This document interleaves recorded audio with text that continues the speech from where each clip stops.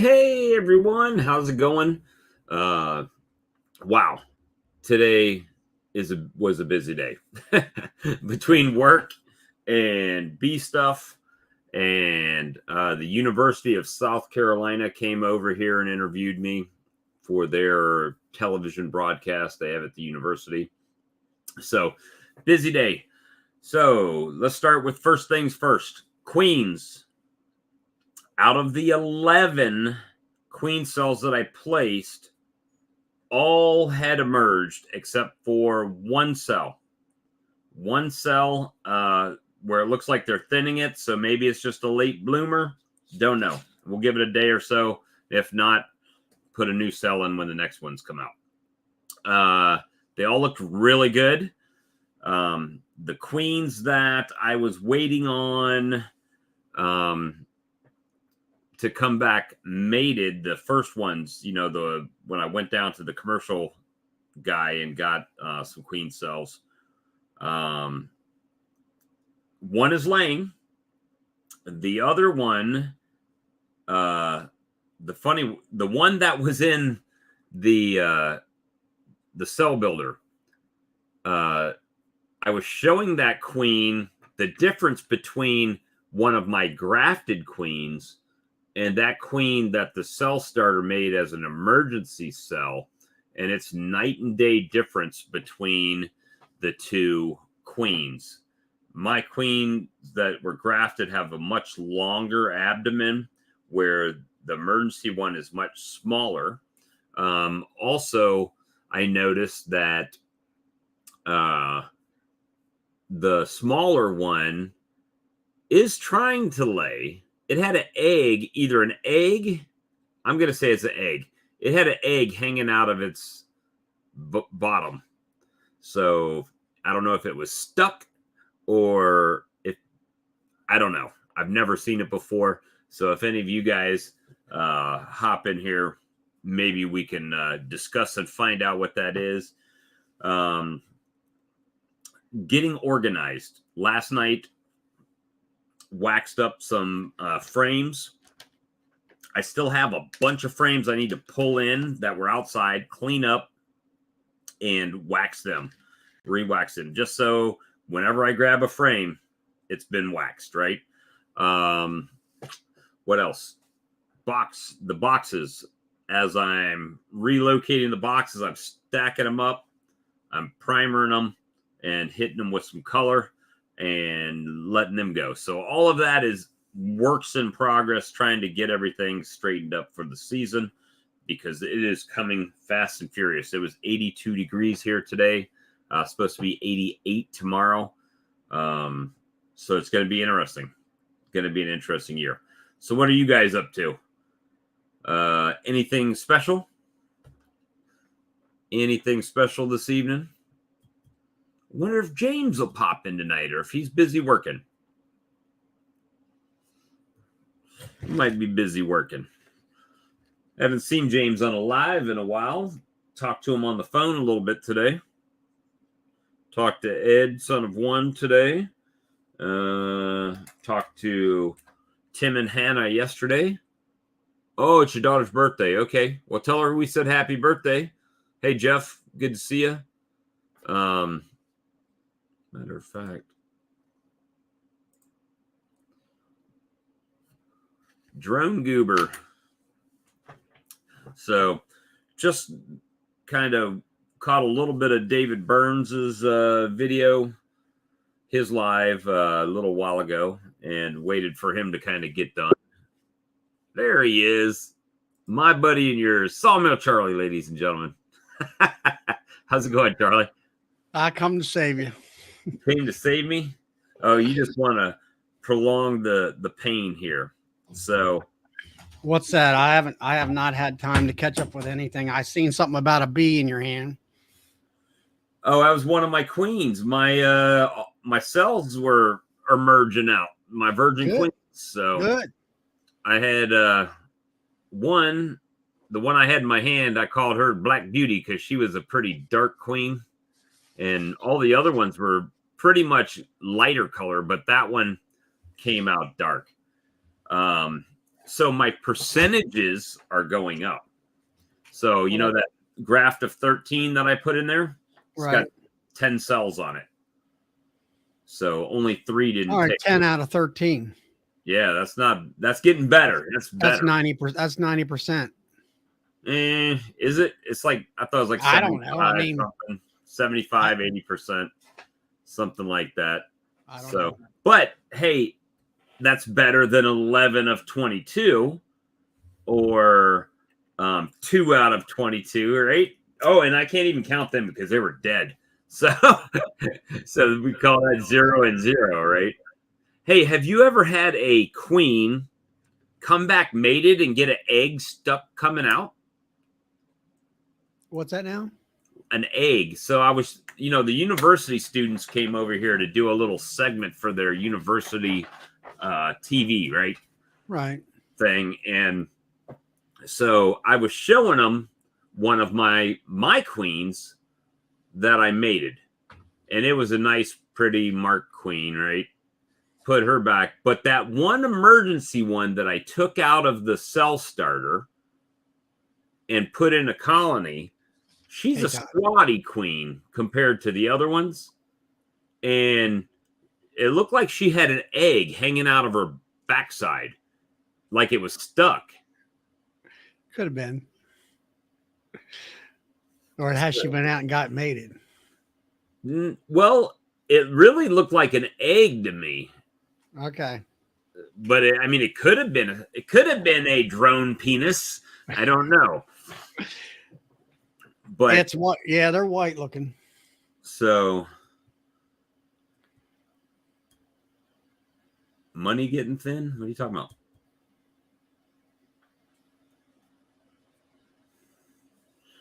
But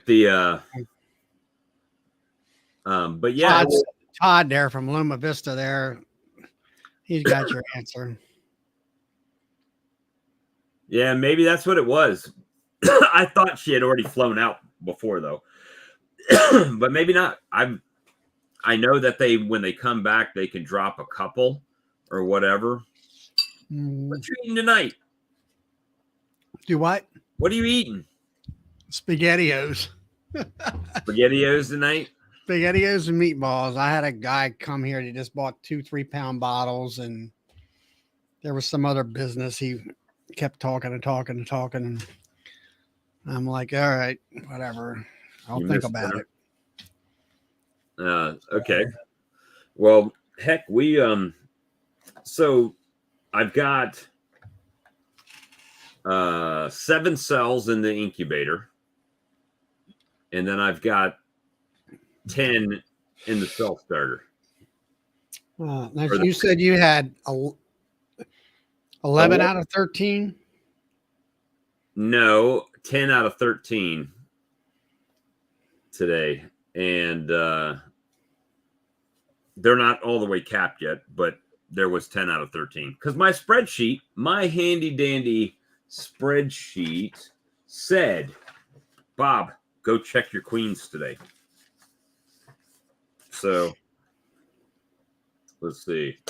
13 times. So you got an 80% success rate. So today is Thursday the 23rd. Check graphs, which is what I did. Right. And they look good.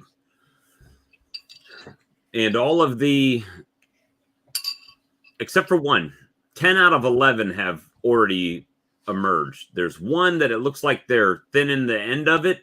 It's in a cell protector. They're thinning the end of it, but she hadn't come out yet. So I don't know if she's going to come out or not. But give her a couple days and see.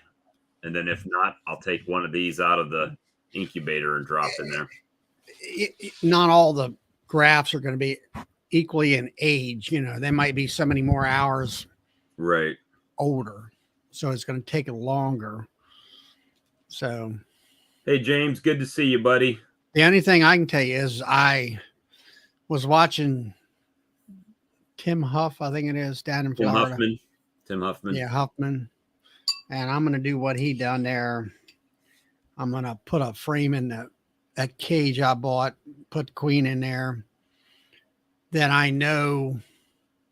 Now, he left it in there for 4 continuous days, I think, the way it was. And the way the guys down south do at Georgia, they pull that frame out, put it in the hive, and then put a new frame, put her on it again for the next 24 hours. And then they do, you know, of course, they're grafting on a daily basis, which I'm not. I think somebody said if you leave that in there for 4 days, then you know that everything in that one frame is 4 days old, right? Where you don't even have to leave her in there that long. Just let her lay that frame up for a couple days, then you can move her out if you want, I guess. Well, yeah, she should be able to lay that up in several days. Right. But yeah. So that way, you know, you got to, that's the closest to timing it out as you could go. But yeah, so definitely. Well, you're on your way, you know, I mean, things are starting to cook for you. Yeah, now I just need this weather to stabilize. If it'll stabilize. Yeah, it started showering up here today, and it was 70 degrees today, and then it rained in the morning, and then it was pretty through the midday, and then it kind of rained this afternoon a little bit. Right. Today it started off cloudy, and then it just got nice and sunny. That's good. James got 5. It's supposed to rain for the next 2 days. There are no 5-day-old larvae because at day 5 they're capped, right? Day 6. Larva, yeah. So, yeah, but we're looking at really 1-day-old larva, right? I saw Sarah's video today. She got a May bee hive. May bee hive. I've seen that. I didn't watch it all. What's so great about it? Hey, there's Joey. Hey, Joey. Hey, guys. Hey, Joseph. How you doing, man? You ready for this thing to start up? Start up. I'm looking forward to finish. Already ready to finish. Yeah. You didn't see my comment earlier. I said I was tired of beekeeping already. I tell you what, today it felt like beekeeping year already because I was doing everything. Painting, checking graphs, checking cells, checking for mated queens. So yeah, it was a busy day today. Yeah. Texas Beekeeper Blaine, yes, it is officially day 9 when they're capped. But what I found is the day you graft is day 1. And 6 days later, those cells will be capped. The first 3.5 days doesn't matter. They're eggs. Who cares? You don't worry about that. You worry about trying to find the right aged larvae. So That's to me, it's easier to say day 6 they're capped because you can count 6 days in a week, and then after that, it's another 7 days. Actually, after that, if you want them to James said, "Stop that. Stick to the damn life cycle of the bee." Yeah, maybe, but I like it. I like making it easier. But the day you graft isn't necessarily day 1, Charlie. If it depends if you got the right size larvae, as you said. No, what I'm saying is that the day that you graft is the day that I make it as day 1. I know from that point on, 6 days later, that's going to be capped. I'm going to pull it out of the cell builder. Yeah. And I'm going to put it in the incubator, and I'm going to keep it in the incubator for 5 days and then take it out and put it as a cell. Or this year, I'm going to keep it in there for 6.5 to 7 days, and she should be hatched. Right. Or I'll go down in day 5 and we'll put them in, what do you call them? Cages. Well, I know one of those queens that I got from the breeder, the cells. She's made it, and she's made it, and not laying a bunch, just laying a little bit right now. Mm-hmm. So I'm going to let her lay a little bit more, and then she's going to get caged and probably requeen one of my crappier queens out there, or go in that cutout colony if they haven't gotten queen right. They're still kind of feisty. What's it? It's a poor queen. Where? The one that you're pulling out or caging or whatever. No, that's the one that, I mean, it just came back mated, so it just started laying. So really not proven anything yet, right? Yeah, she needs to get going. So we'll let her get ramped up for a couple of days. Chris, what's up, man?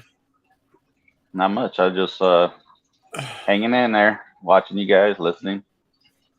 You get my text message today? I did. I saw that video. You need to turn your phone sideways, and you'll get that full screen instead of the little. Oh, you want the panorama? Hell yeah! We want the whole view. But yeah, so I'm running out of equipment, so I got to get some more. Welcome to my world. That's, as the more I go through, it's like now I'm sitting here counting my deep boxes, and I'm like, now I feel like I need bottom boards and lids, right? That's what I had ordered a couple days ago. Where did you order them from, if you don't mind me asking? Green. I even have the pamphlet right here. I don't know if you can see that. Thank you. 10% off. GallianaFarms.com. Yep. You're doing 10 frame, right? I did, yeah, 10 frames. How much? I don't change for bottom boards. $36. I think it was like $36. Just twist the knife. Man. Yeah, that just hurts my heart. Last year, I was doing some price comparisons. Last year, I bought black plastic frames for $1.45 a piece. This year, they're like $3 something. Yeah, everybody's selling everything for $3 as far as I can see. Yeah, everything is. And then we're in some kind of damn geographical vortex in South Carolina. We have to order everything is from like everywhere else. I mean, it's like far away. That's it's crazy. By the time you pay for shipping, it just runs the price of everything right up through the roof, you know. Some mighty dapper glasses right there. They're looking kind of similar right there. Yep. Sebastian needs 16 more subscribers to hit 500. Okay, what do you want? I'll get something in a minute. I'll come get it for you. I'll get it in a minute. Yeah, I met another beekeeper, him and his wife. They have like 365 hives.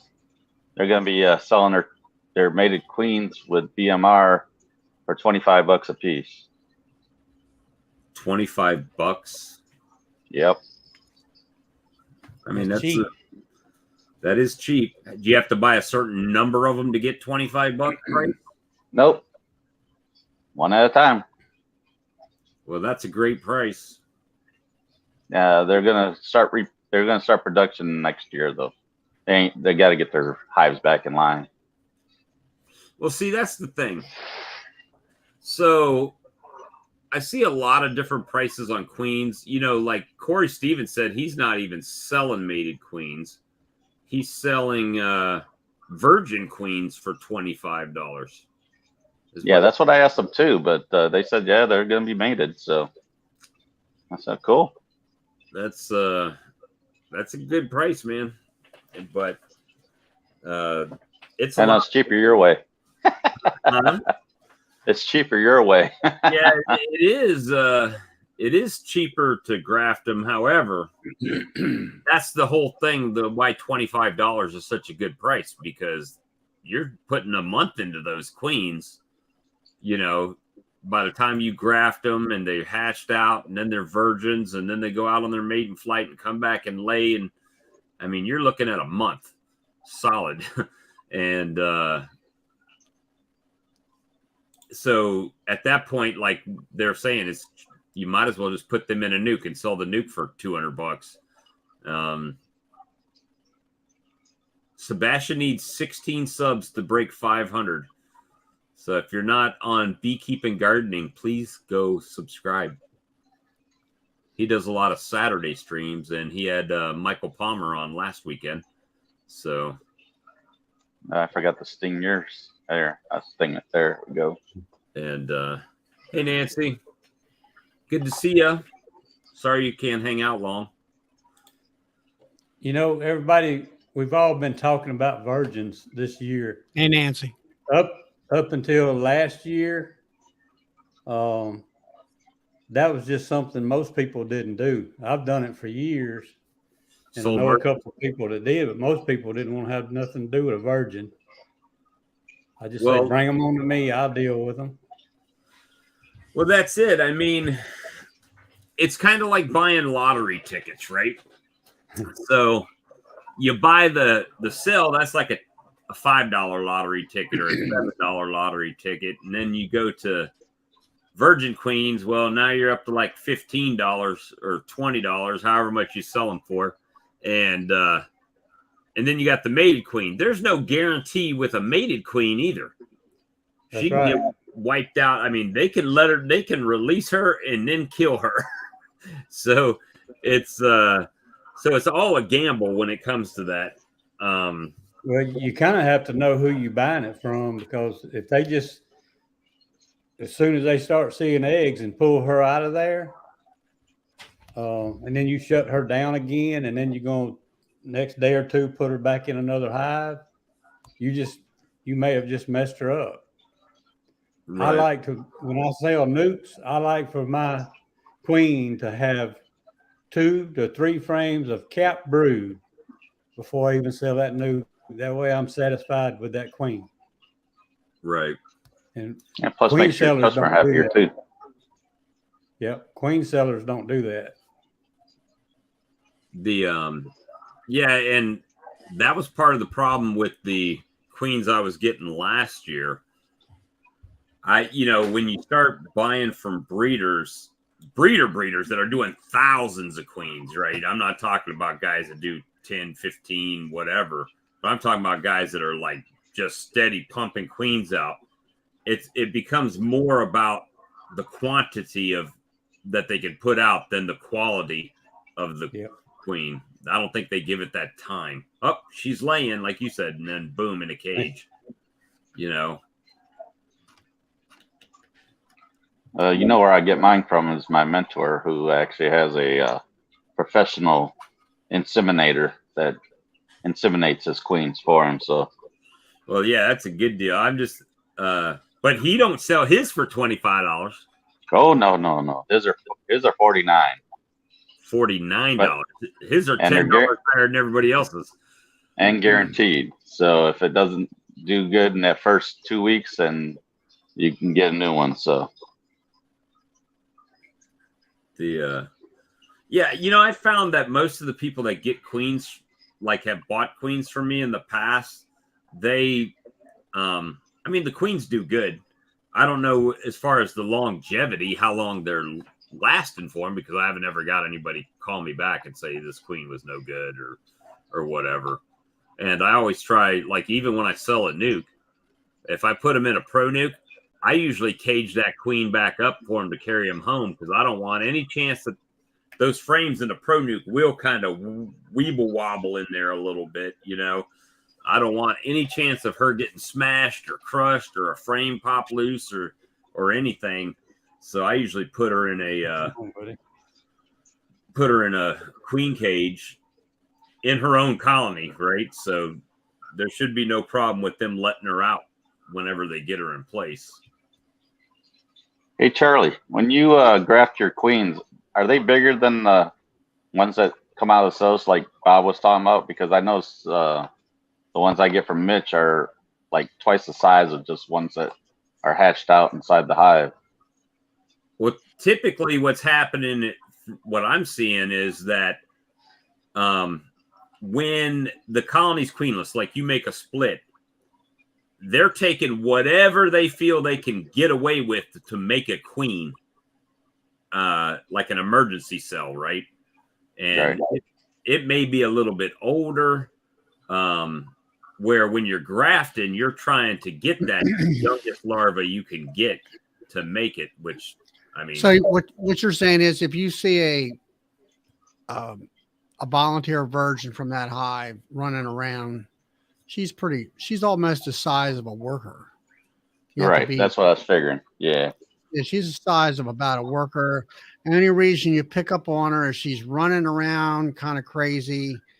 And then I learned to key in on the spot on her back, you know, where you paint her. It's that spot. A little bigger. It's a little bit bigger, and it doesn't have hair. The rest Right. of these have hair back there, and it's shiny looking. It kind of pops out at me now after I had to figure that. Why, you know, I was catching these queens and looking at them like I spotted her, but why did I spot her? Well, that's because. But see, that was one that just emerged out yesterday, or I mean, between last night and today, right?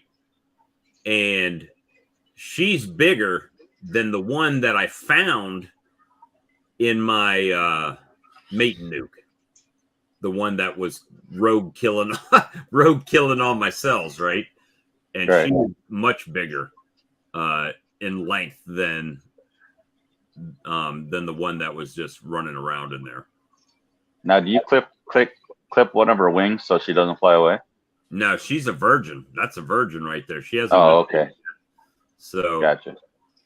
it's easier to catch them. It's much easier to catch them out of the incubator, out of the roller, like Brad does, because you're not accidentally grabbing a worker bee or a nurse bee, you know. But yeah, that was one of the queens that hatched out. And this is what I was talking about as far as like, I know I get on a tangent with dominant and recessive genes, right?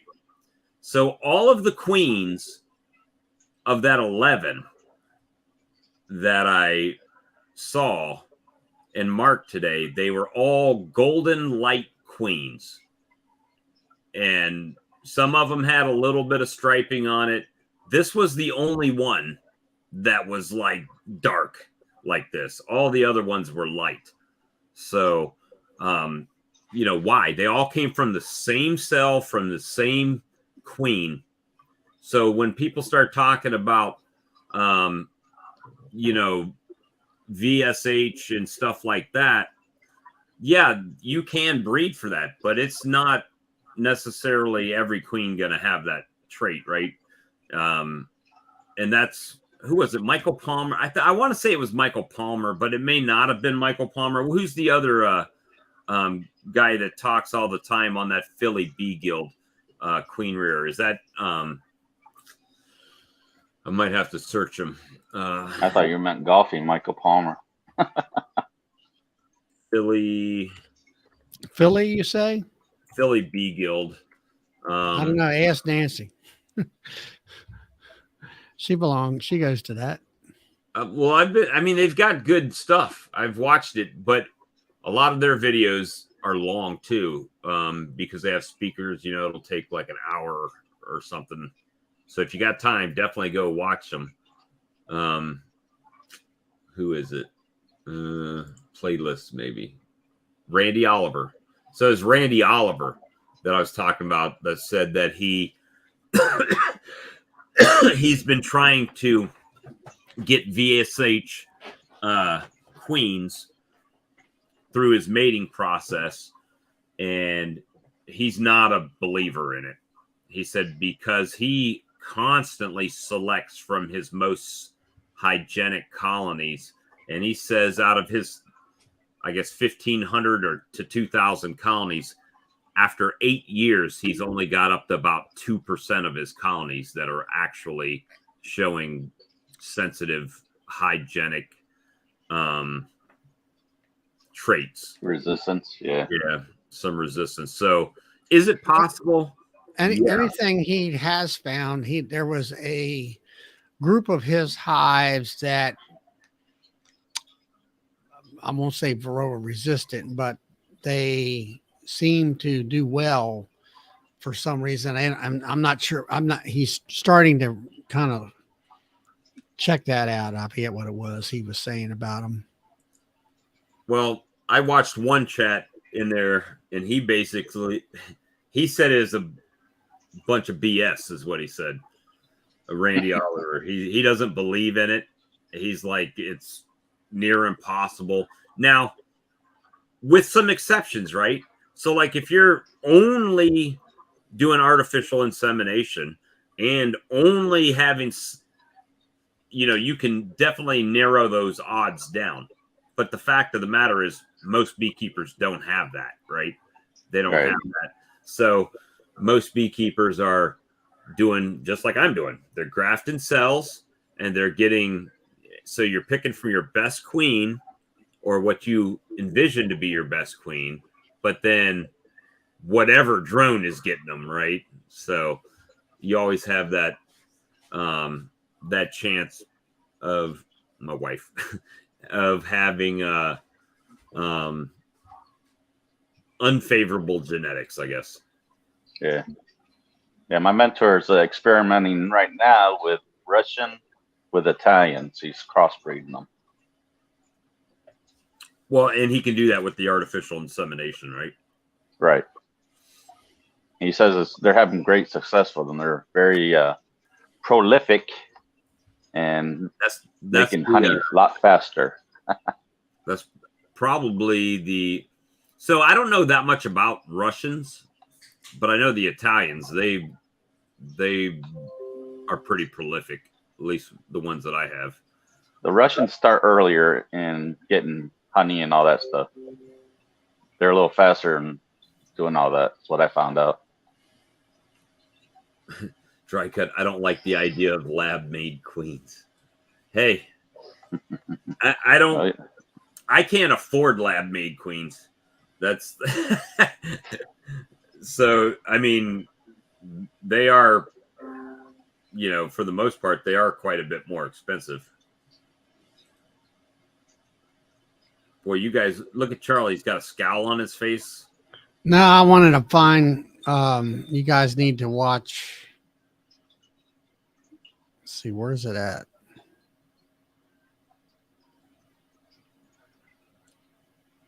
He does it.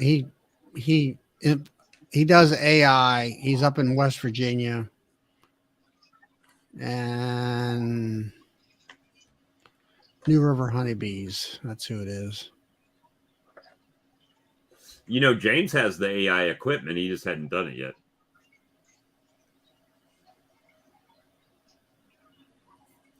Right.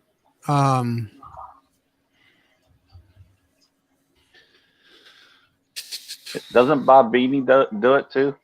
No, Bob Binney, I think, sends breeder queens down to Sue Colby, right? And then Sue Colby, maybe Sue Colby artificially inseminates. I don't know. Shibu's doing them. I'm not sure where Shibu's at. Neither. But right now, I mean, it's a good time to get queens mated over the next little bit. So, yeah, my drones are out flying. They're in and out all day today. James said, I'm too busy snowblowing to dig out the AI equipment.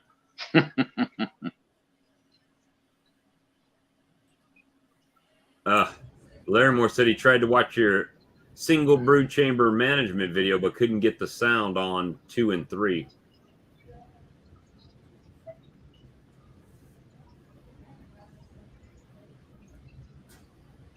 Charlie freeze on us. It looked like he was froze. No, I'm here. I'm looking. You know, Well, I learned something today. While he's looking for that, I learned something today. I just want to see if anybody else might know it. A queen that I wanted to get rid of because she was all her bees are mean. I don't want to give too much away because I got that video coming out soon. But I had her locked up, and I was going to come back in 7 days. I had a nuke sitting on top of it with a divider board. I was going to come back in 7 days and knock all their cells down and put my own cell in there. And I went in there where I had the queen locked up in the bottom box, and it was full of cells too. She was locked up in a cage. And they had, I had to knock down at least 15, maybe 18 queen cells. really? In that box had a mated queen in it. Huh. That's weird. I didn't know that would happen. I've never seen that happen with a mated queen in the box. I guess since they decided she couldn't get out. Maybe they sensed your motives. I went through and knocking them all down, and they was already mad at me. They mean anyway, so I went back through every frame and shook them off and made sure. I wish I'd have counted. I think there was 18. And I tell you what, it hurt my feelings knocking good, pretty queen cells down. Yeah, that's the. I didn't know if anybody else knew that would happen. If anybody does, let me know. It might have been a fluke. I don't know. I've not seen it personally, but there's probably a lot I haven't seen yet. Rich is still around, man. He's probably, when it gets this time of the year, he does this pressure washing business, so he's probably out doing that a lot. And let me see. But yeah, go ahead, I looked for New River honeybees, and the site's there, but all the videos he had is completely, there's zero videos. I don't know what happened to him. Took him down, I guess. I don't know. He had a back operation, and I was wondering whether or not that messed him up. I don't know. It's possible. It is possible. Believe it or not, Chris, I got something weird from work today, and I don't have my phone in here, but we got this new lead system, and we got a lead in for a honeybee problem. So I got to go check that out tomorrow. Really? Yep. That's a good thing, right? Well, I mean, yeah, but he said they're starting to see honeybees on the inside. So that means they probably got honeybees in their wall or honeybees in their floor or somewhere that, probably in the floor, and they're probably coming up through like a cable where a cable comes in the wall or something. Now, how does that work for being paid for it through the company? So I quote it out like I would a normal job, right? Right. For removal, and then they pay the company. I do the removal. I carry the bees home, and then You get 20% of the job. There you go. Yeah. Well, I get 15% of the overall job, and then I get 20% of the job because I did the job. Right. So Right. So it'll be interesting, but yeah, we'll see, because I'm not trying to tear somebody's whole house apart either. I might be calling, hey, Dirt Rooster, I got this problem. Now you guys your manager should have a infrared detector in the office that they use for termites. You don't even have to have yours. It's a bigger one than that. Oh yeah, because my boss has one, and he said I could use it whenever I need it. is it like a So you guys should have. It's a good one. I mean, if it can pick up termites, it'll definitely pick up honeybees. Well, my boss is on vacation till Monday, so. Well, who's running the office right now? David. Yeah, David should know where it is. So I'll get with him in the If morning. not, he can call him and say, "Hey, where's it at?" Especially you're doing a call for the office. And then I'll tell him, yeah, just to let you know, I'm a bee remover, not a carpenter. So you'll have to get this repaired on your own dime. All I'm doing is getting the bees out of here. So now, do you have the form for that you use? What do you when mean? When you go into a house and remove bees? Do you have a form that they sign? I'm just using the special service agreement. No, I'm talking about when outside the. Nope. No. Nope. Before I ever do anything, I locate the bees, and then I tell them just what I just said. Look, I am not a carpenter. I do not repair your house after taking these out of here. That's on you. If you want me to remove them, I can get them out. But as far as repairing, that gives them the option to say, nah, we're not going to do it. Or they'll try to, the bad part is they'll try to spray and kill them. But, what they don't understand is, well, yeah, you can spray and kill them. That'll kill them, all right. But what's going to happen? Ants. Then you got ants and roaches and a hive bee larva and slimed out honey and moss, everything. Yeah, so we'll see. Hopefully it's not like a brick fascia. I don't know what it's going to look like when I get there, but I got to call them tomorrow to go out tomorrow afternoon. So yeah, I was just curious because the liability of doing that kind of stuff. Let me see. So Robin Hood said, let me understand that. So you took Queen out, put her in what frame box, in a box queenless, and they made cells in different swarms coming in with cells in the box. No, you caged her, right? In a queen cage? Yeah, I just answered him. I caged her in the main hive. She was in the main hive, and they still made queen cells, emergency cells. And she's a good layer and a good honey maker. I've got several gallons each year out of her.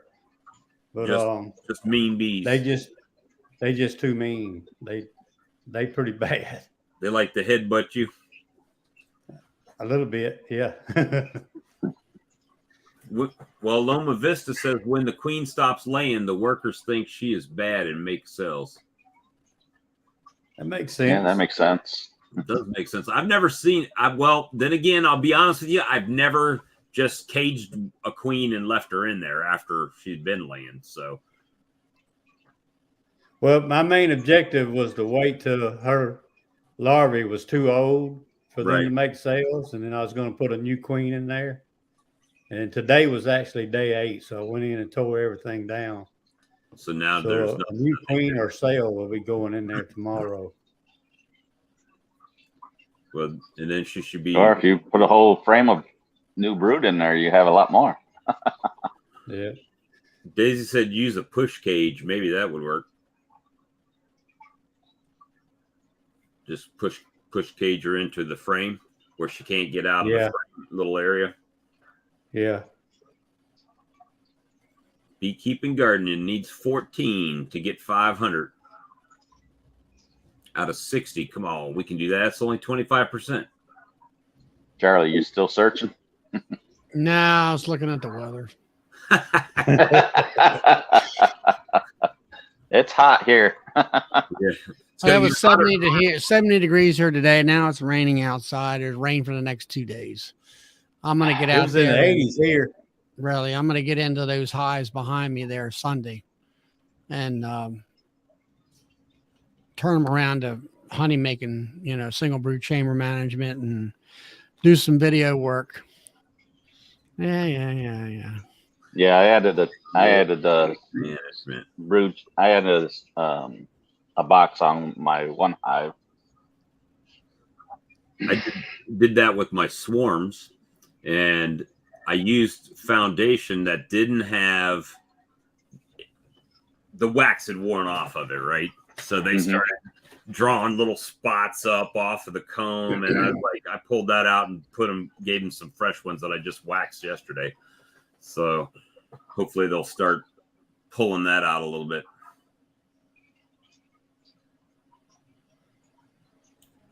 Last year I bought some foundation locally here.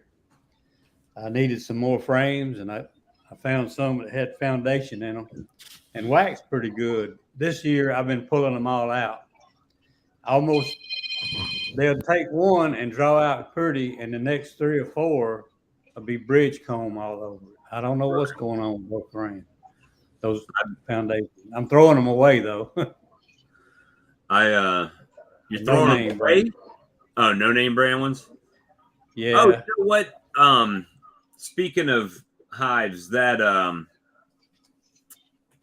hive from Vivor that they wanted to send me to do a review on, it showed up today. And we were just talking about that on Tuesday, I think, and it showed up today. It's outside. I didn't even bring the box in. It's just sitting out there.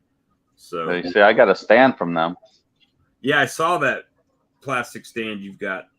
Yeah, it comes with already the frame holder on it, so which is nice. Looks pretty nice. But it only fits an 8 frame. Who hasn't made 100 subs yet? I haven't made 100.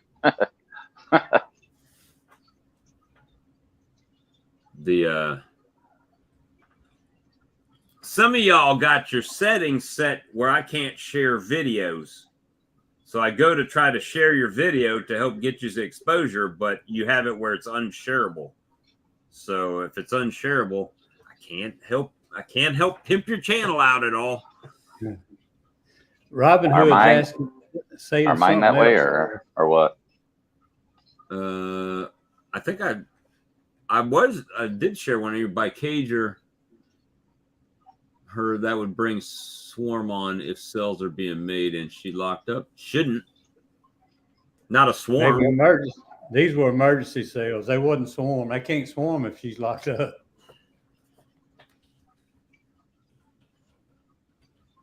Let me see if yours are. I know I shared one before. The swarm one? No, I can share yours now. Okay. I just want to make sure. But some people have their security settings so secure you can't share it. Let me see. I'm not as good as Lee as reading these channel. Cajun, why would I share yours? You win everything. Cajun Homestead. Did you get your package today, Brad? Or is it coming tomorrow? I have to Let's see. Story frame. I'll share your story frame video. Let's see if it'll let.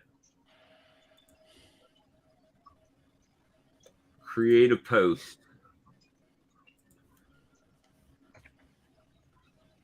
Check this story frame video out. Bam. Now every one of y'all will get a notification probably. Probably in 2 seconds. I'll hear doodle-doo, doodle-doo, doodle-doo. Everybody's phone's going crazy. Probably not, because it'll be like tomorrow or something. What are you talking about?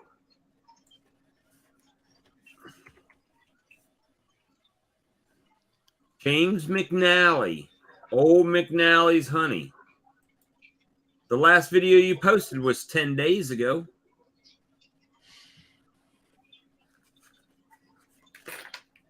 Not shorts. You did shorts.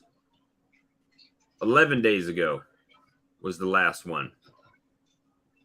I wonder, could I just share a channel? Can you share a channel? You should be able to share channels. Probably. I really got into that. I just got into just putting videos.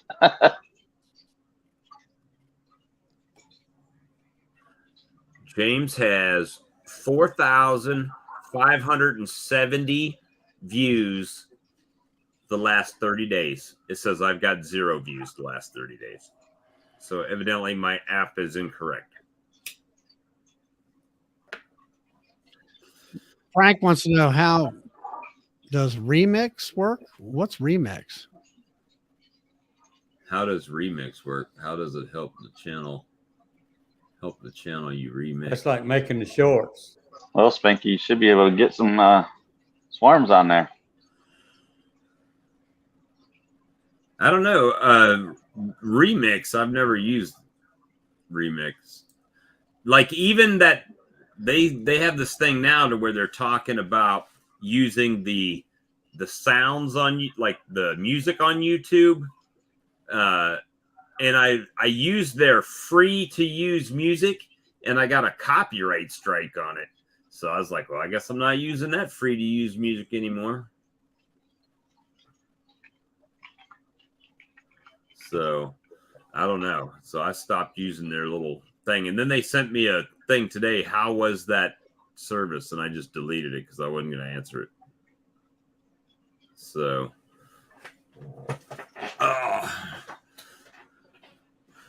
So, Joseph, what else you got going on in your yard? I just pretty much got through splitting everything. What I did today is got the rest of them prepared to split. I go in the morning and put the divider boards in. So you're doing all like vertical I've already split? started. Correct. I've already started going back through the first ones I've done. So far, I hadn't looked into maybe 8 or 10 of them, but I got little virgins running around in the boxes. So everything's good. Maybe in a few days they start laying. Okay. I got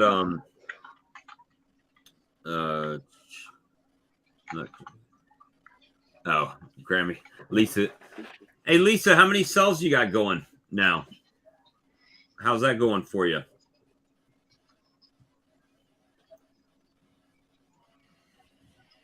The lemongrass is kind of a tried and true method too. But you said the ones you were using, mine and lemongrass, were the only 2 that were getting any action for you, Chris. Well, right now I switched it all to swarm rustler. So all 3 of my boxes that I have up, that's the ones I was showing you today on that video. Right. That's all swarm rustler. So all of them are getting action. Yeah.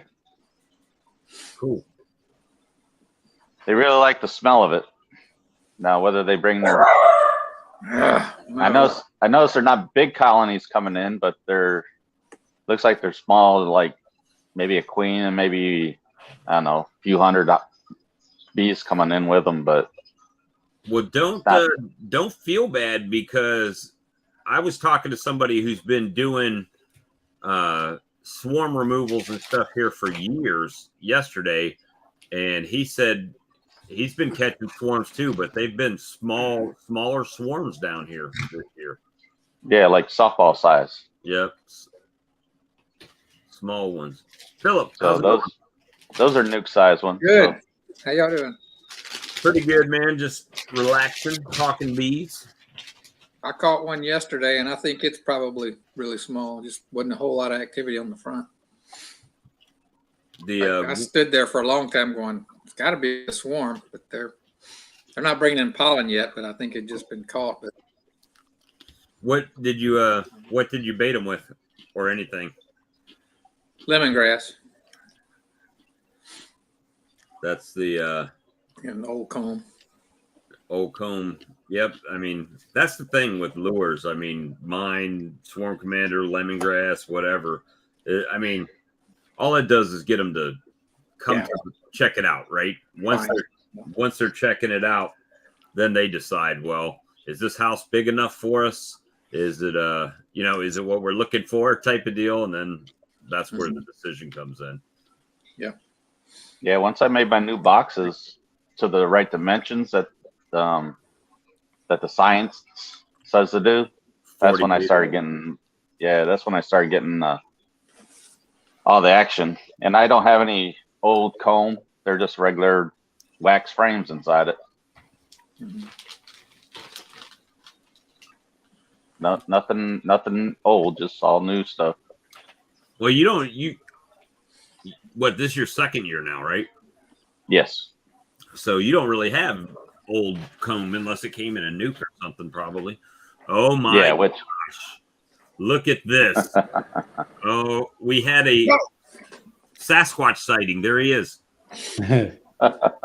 Giving me a hard time. I had to at least pop in.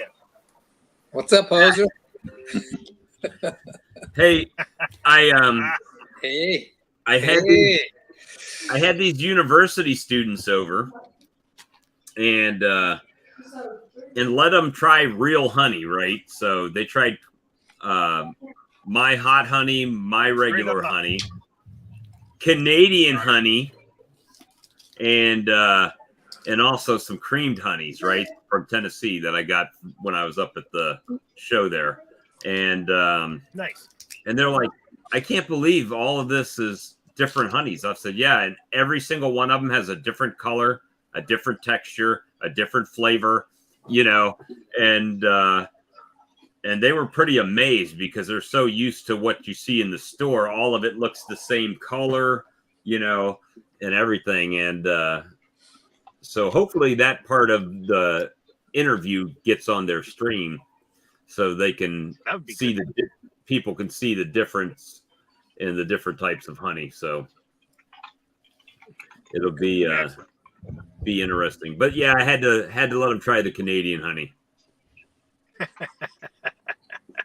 But it's starting to crystallize.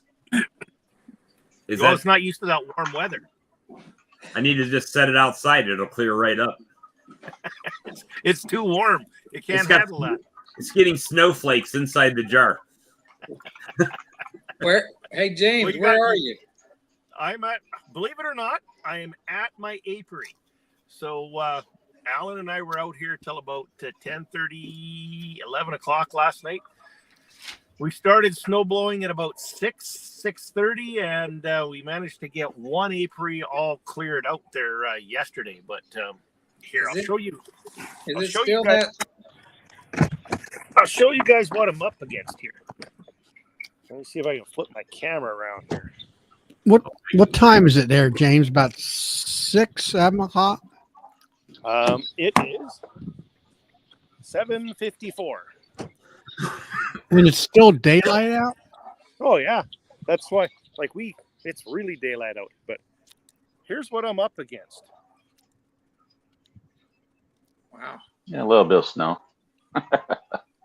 Watch, he'll get it all cleared off, and they'll get another nor'easter or nor'wester come through and blow snow all right back in it. I think I saw It's actually supposed to snow again on Friday. I think I saw a swarm in that tree back there, James. Yeah, no, that was probably snowflakes. But this is going to give you an idea of what I'm up against. I don't know if you can see that. That's that frame. Holy moly. That's pretty tall snow. But this was about 20 to 22 inches of snow last night. So once if you can get it cleared off, it smartens up pretty quick. But yeah, here's the road coming in that we had to blow all the way in too.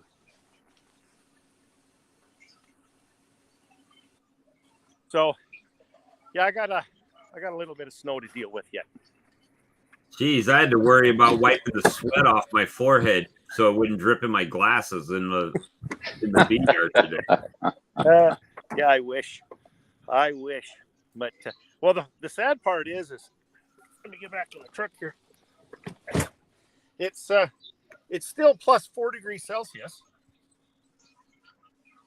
and of course it's heating up during the daytime. It's heating up to 7 or 8 degrees Celsius, and of course the air conditioning kicks in the bee barn, which is a darn good thing, because when the sun beats down on the side, there's another building there that doesn't have any heating or air conditioning in it. It is insulated, but it's hitting like plus 12, plus 14 degrees with the sun beating on it. And this is degrees Celsius. So, I mean, without the air conditioning, my bees would be, they would be in the teens. And of course, that just doesn't work. So, it's kind of weird because it went from snow and lots of cold to thank you. I take all the Jamaican sun I can get. It went from snow and cold, or lots and lots of snow and cold, to instantly warm. And the daytime highs are still anywhere. Well, the weatherman, like most of the weathermen, are all screwed up. So they're forecasting daytime highs of like 3, 4, 5 degrees, and it's hitting 12 to 14 degrees during the day. So I don't know what to think, but I got to be ready in any case, right? So that's what we were doing last night. It never ends, does it? Nope. And like Charlie, so that's one of the interesting is because up here, so it'll be daylight from, I'm going to say 4 o'clock in the morning until midnight. And that's part of the reason when our season starts up here, it goes hard, because there's just a few hours a day where the bees actually can't get out and collect it. Otherwise, it's going all the time. So, well, is it because you're so far up on the globe that's why you have longer daylight hours? Like in correct. Canada? You go a little bit further north. So I lived in Yellowknife for a little bit, and up there the sun never set. You could actually see the sun's disk on the horizon, 24 hours a day up there. Now in the wintertime, if you go a little bit further north, you go a little bit lower, the sun disappears and you'll never see the disk of the sun for I think it's like 4 months. So it's a big thing up there. When the sun sets on the last day of the year, everybody from the town or villages out there on the shores watching the sunset, and when it sets, everybody I'm not sure what's going on here. When it sets, everybody goes out to watch it. Yeah, my yard looks just like yours, James. Yeah, dandelions and grass. And I wish. I got snowballs. I got queens. I saw that. Well done. Congratulations. So, yeah, hey, they think that my little squatty queen has a part of a drone hanging out of her, and I think it's an egg stuck in her. Well, what part of the abdomen is it in? That should be fairly straightforward and easy to tell. Don't you know the anatomy of a bee? Well, it's out of her, right out of her tail there. and she was walking around on the frame, and the other bees were like trying to get it out of there. Yeah, I've never seen that, but it depends what part it is. It could be a drone organ. It could be an egg. I'd have to look at it to see. And of course, I didn't get a picture of it, so. What you wouldn't So it didn't happen, right? long enough. You were embarrassing her. What do you expect? I was showing the difference between the emergency queen and the mated queen. The size difference was pretty dramatic. Well, it is when they get mated and they start to feed her. Her abdomen will swell right up, right? Right. So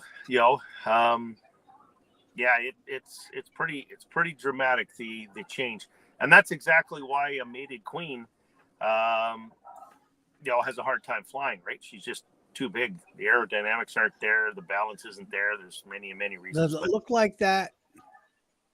Your phone's disappearing, Charlie. Hold there on. you go. Yeah, I see that. Pull Charlie up bigger so my old eyes can see.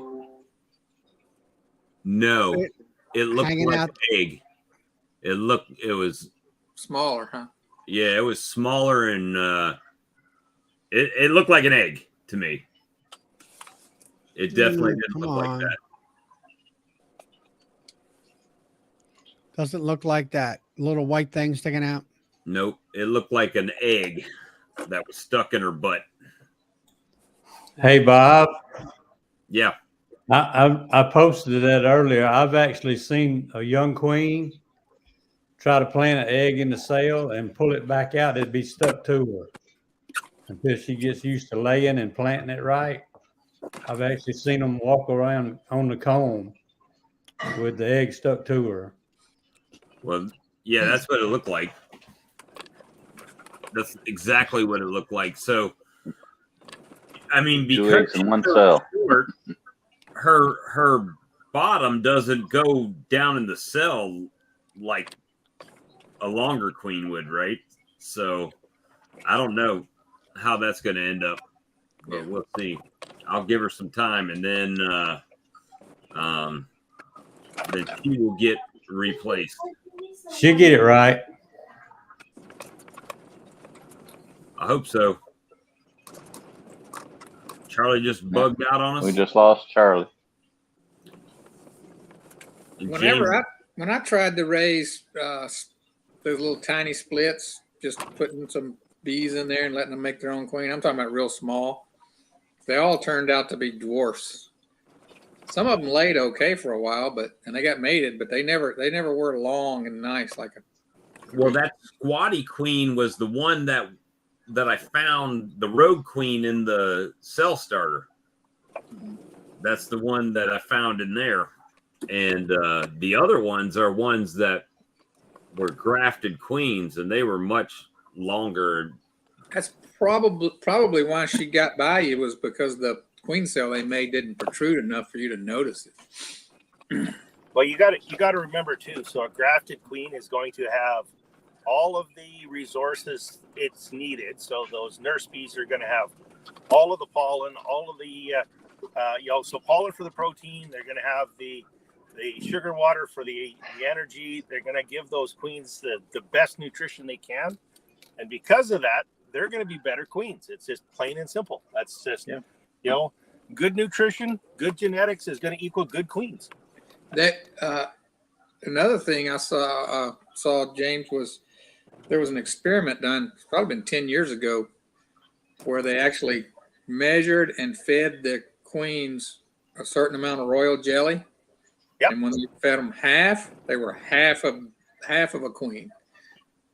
And then three quarters, and they were able to, and they showed them, and it was incredible. When the ones they gave just enough to that they weren't a worker were just a real stubby little queen, and then the ones they gave plenty to were big and long. So it's nutrition. Absolutely, it's nutrition, and that's why it's so important, if you're going to raise your queens, to make sure that they have that frame of pollen there. It's right beside the grafting frame, and don't ever let that feeder run out, because all it takes is a short period of time where they don't get the royal jelly that they're required, and your queens are going to be subpar.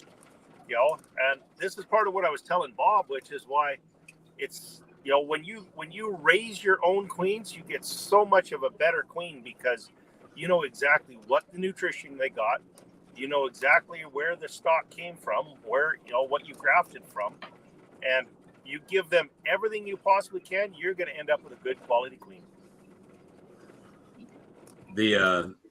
And the percentages are going up too as my skill is going up a little bit, and we're finding that sweet spot on how many to graft in a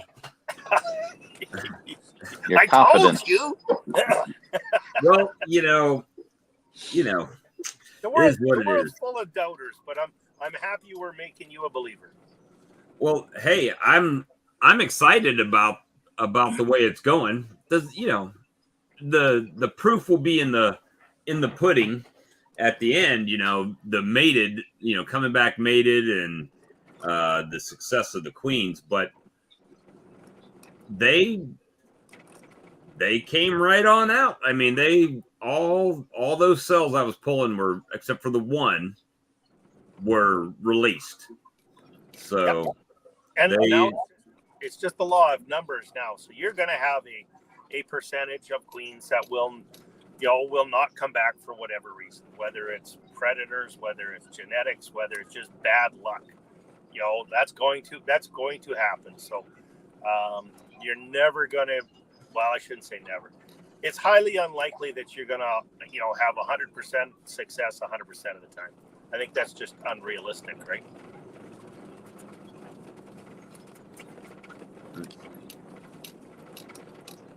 Oop, did I lose you? No, I was just reading Mike Buck's thing. There's Charlie. He must have had to go put his spaghetti-o bowl up. No, I couldn't get anything to happen. I had to actually restart my computer, reboot it. Well, guys, I'm gonna have to bug out because I gotta be up at 5 a.m. I got early jobs. Yeah, I don't. I I got right. jobs when I schedule them. Well, so do I. I schedule early so I get off early. What time is? Well, I get up and go to work every morning by about I don't know. I'm at work no later than say 6 o'clock, 6:30 at the latest. I put in a 10-hour day and then I start beekeeping. Oh, I feel you. That's but it's still daylight the whole time. Well, yeah, actually our sun rises up here now. What is it? It's right around 7:30, 7:40, I think, in the morning. And yeah, it's 8 o'clock at night. So we already have over 12 hours of daylight. We're probably gaining 5 or 6 minutes a day. I don't know how long our day is here. Let's see. Sunrise, Columbia, South Carolina. Sunrise 7:23 tomorrow.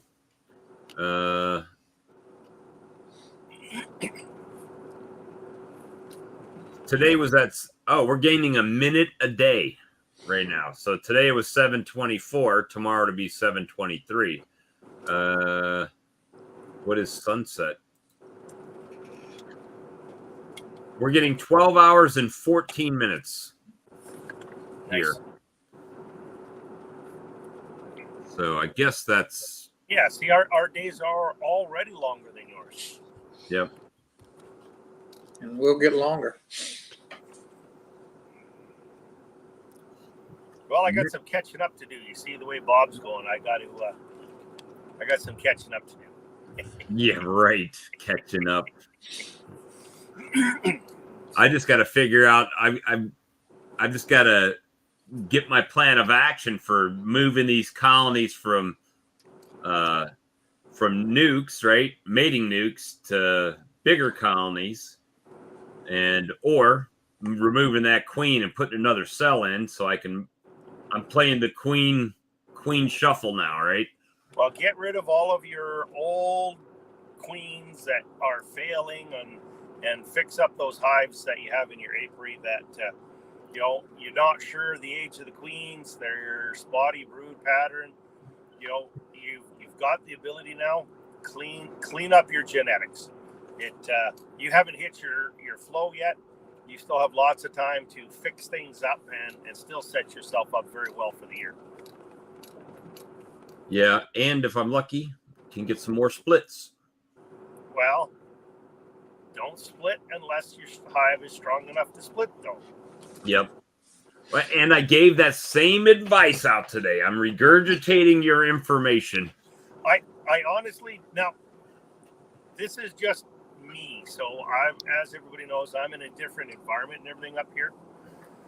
But I've been following since I was introduced by Charlie to your channel and stuff like this. I've been trying to jump in and look at a lot of your subscribers. In my opinion, I honestly think a lot of the splits that I've seen done on your subscriber channels and stuff like that, from what I would do, the splits are way too weak. You're knocking what I've seen is that you guys are knocking the hives back way too far and not giving them time to build up. And then if you do it too early, of course, now you're fighting the whole temperature and everything too. So they need the bee power to keep the hive warm. They'll cannibalize the brood or haul it out to bring it back to only what they can cover. And giving a nuke a full frame of capped brood, if they don't have enough bees to cover it, keep it warm, you're killing that brood. So that would be my tip of advice. But once again, I'm in a different climate, I'm in a different environment, but I would never make splits so small. And I think, I hate to say it, but Bob was kind of our test bed. And what have you seen, Bob, by doing splits kind of the way we've discussed? Well, I'll tell you from my personal experience, the splits that I've been doing in the past, even when I requeened them with a mated queen, they were so slow to build up, because now you're looking at, you're going to have to go multiple brood cycles to get that colony to start growing, where when you make it like a nuke you would buy, they're already primed. They're slammed in that box. They've got enough bee coverage, and she's able to do what she needs to do. She can go to town in there. And right. When you're doing 2 frames or something like that, by the time she starts laying, or if it's a virgin queen, she flies out and gets mated and comes back and starts laying, the numbers have already started dwindling. So correct. And so last year, that was one of the things we were talking about, is, man, these queens hands on the wheel, James. Yeah.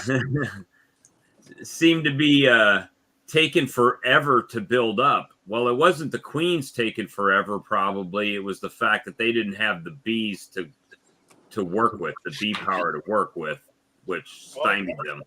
Exactly. And they're going to dwindle. So you're going to lose a bunch of bees before she starts to lay.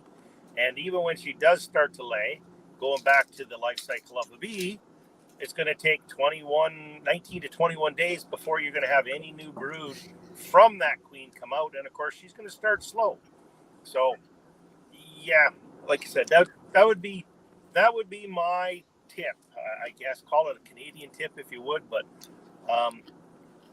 every chance I get, I try to take a look to see what everybody else is doing, just to see if I can learn something. And and believe it or not, yes, I look at everybody's brand new beekeepers channel. I look at to see what they're doing too, because I strongly believe that you can learn something from everybody. And that, so far, it feels a little counterproductive when you first do it, right? When you take a triple deep and you break it into 5 nukes, and you're like, well, I don't know. But I'll tell you what, those 5 nukes that now have a virgin queen in them are they're going to be cracking along pretty soon, you know. In 21 days, you've got 5 hives from the one. But not to say that you're going to crack everyone down 5 ways. You can only bring it down or split it down to what you have available for bees and resources. That's it.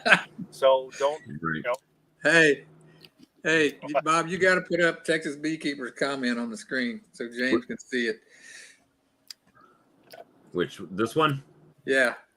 He hit that moose and acts like it was no big deal. Oops, hit a moose. Now, what was my exit?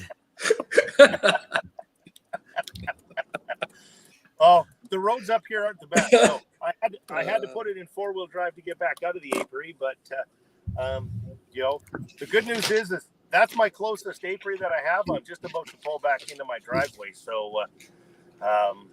you know, I wanted to go see how much the snow had melted and try to make sure, you know, see if we're doing the right things. And I think we are. So now it's just a matter of, well, getting everything else going. So Frank says, can't you add cap brood after she starts laying to help her start going faster? So depends on the temperature and depends on how many bees you have in your hive, right? That cap brood still needs to stay warm. And if it gets cool at night, that brood's going to chill and it's going to perish, right? They'll normally keep that cap brood, do what they need to do to keep it warm. So you can.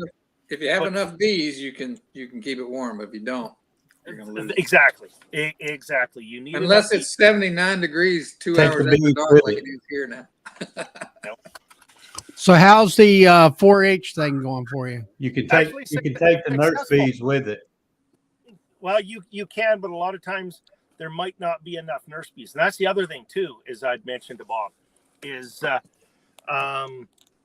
if you take more nurse bees, now this is controversial, so I'll tell you what I do. If you take more nurse bees and introduce them into a weak hive than the bees that are in the hive, you've got a few things that are going to be going on inside the hive. I have no problem taking a frame of nurse bees out of a hive and dropping it into another hive, provided I'm boosting it so there's more bees. They usually merge just fine that way.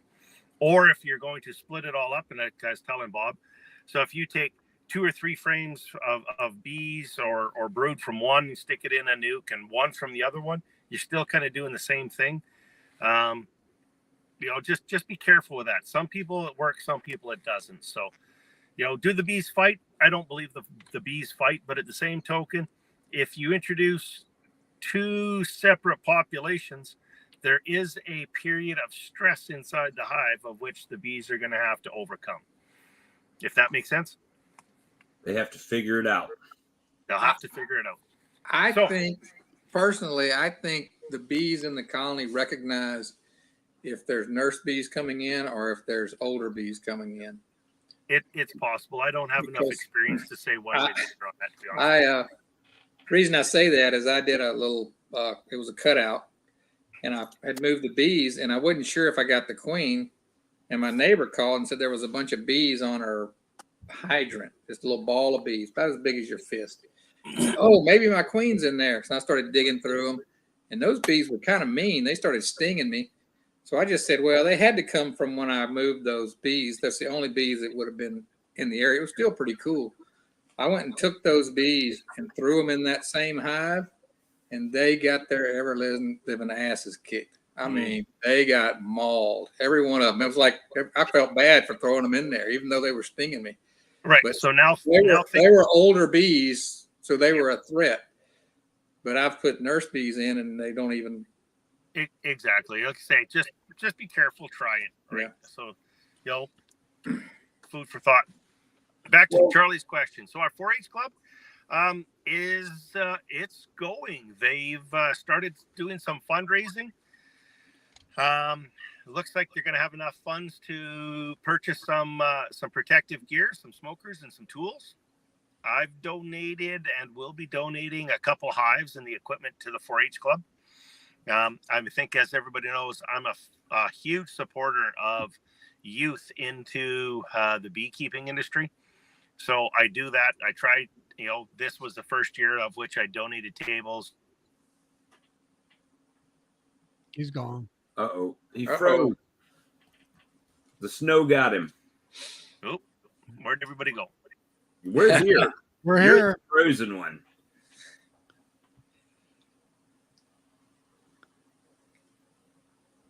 Oh, maybe he's gone now. He did. Hey, at least he froze up with a decent look on his face. It could have been a lot worse.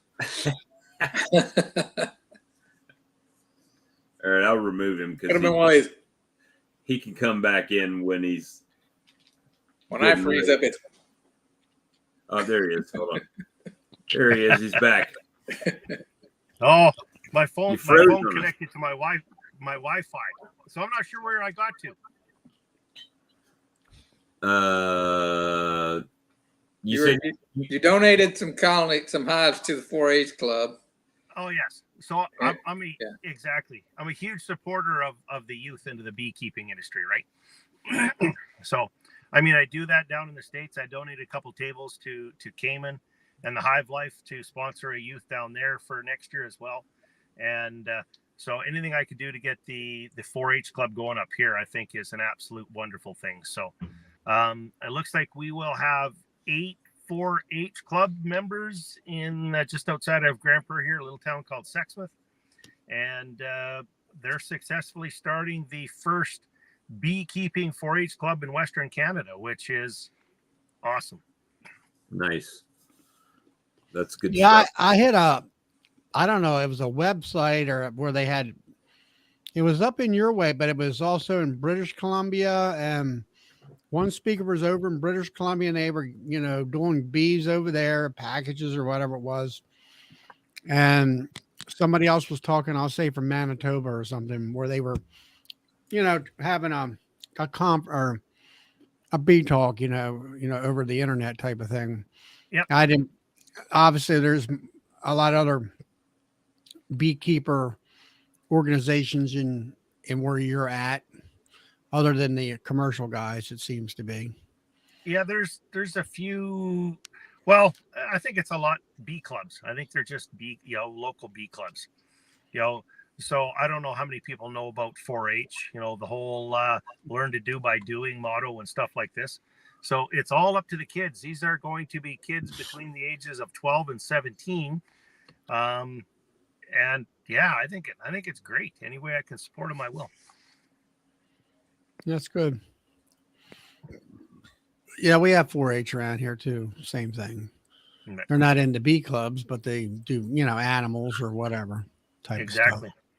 Well, I'm back at the house, guys. I'm going to jump in and like I say, it's my daughter's birthday tonight, so I'm going to go take care of that.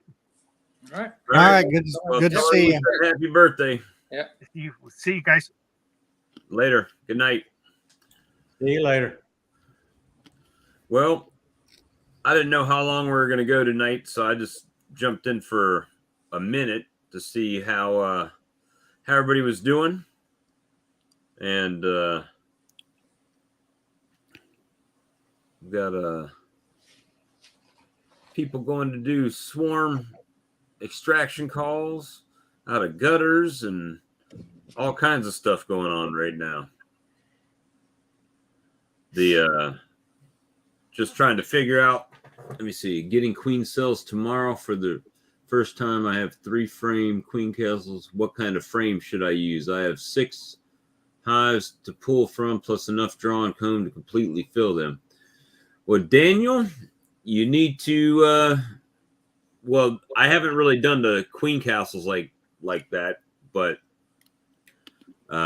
enough bees, and I'd probably put a frame of food, a frame of brood, and a blank frame in there, right? That's what I do.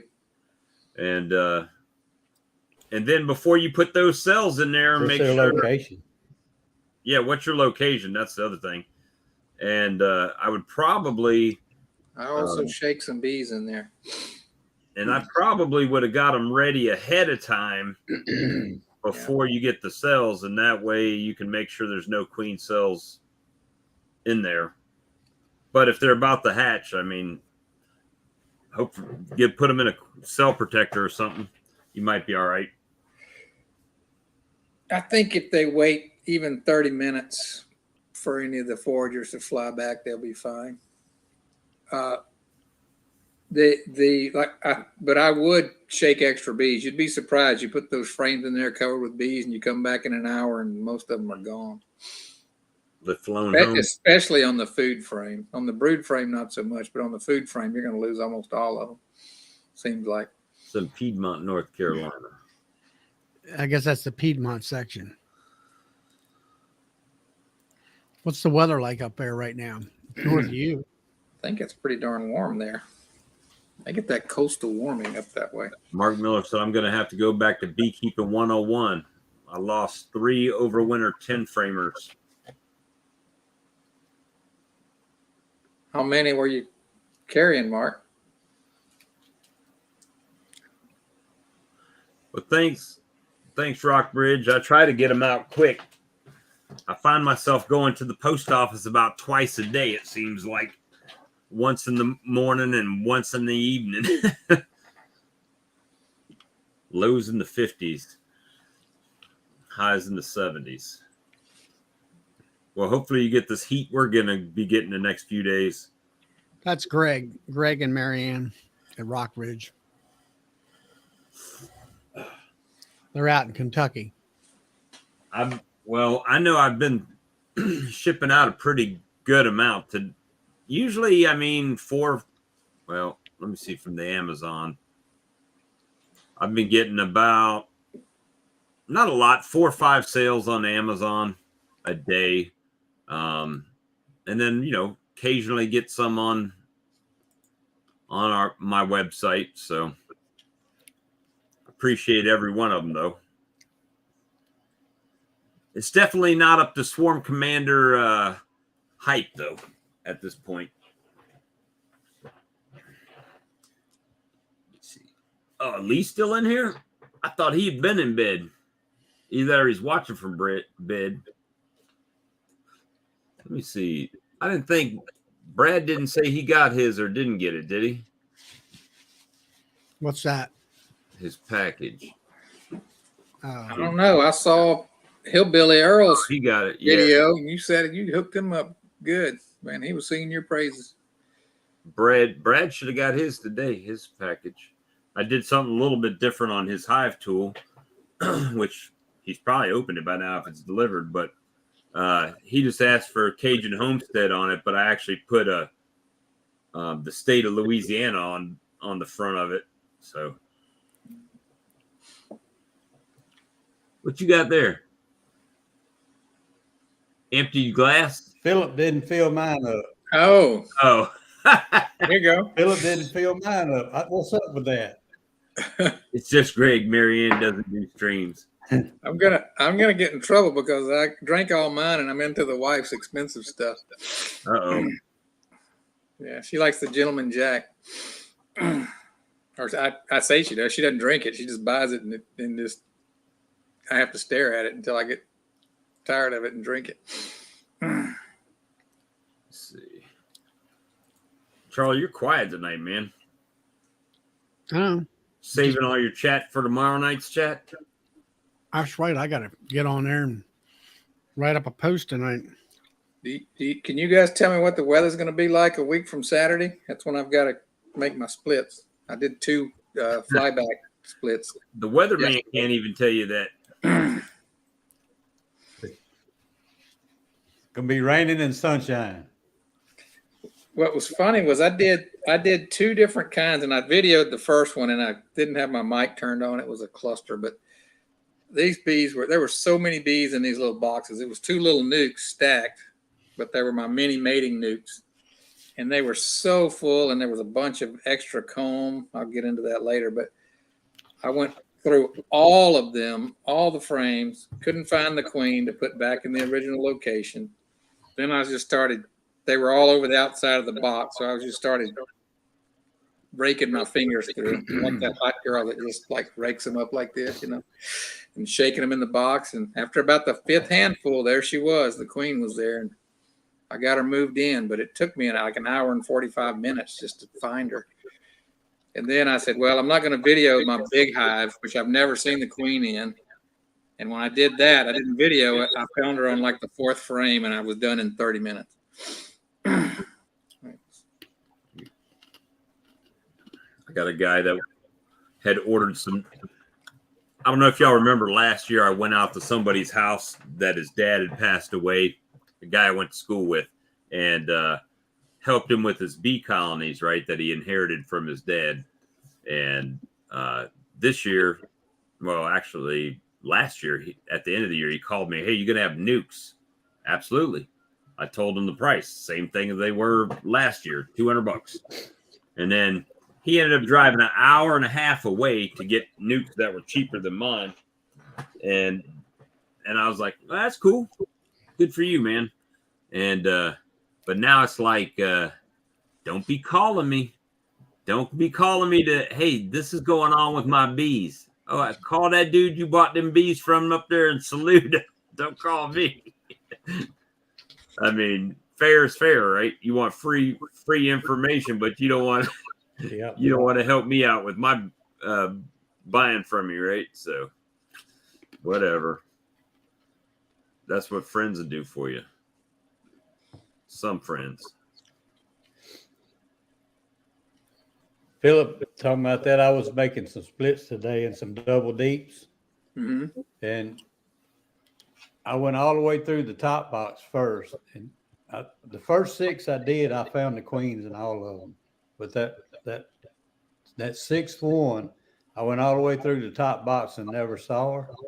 And the last frame was a honey frame. And I just said, she's not on it. I started to put it all back together. And I said, let me just pull that thing out. Because I've been having some bad comb, bad foundation. So I pulled it out to look at it. And there she was on the wall side of that honey frame. Wow. You don't see that too often. Well, the thing that I noticed when I did mine was if you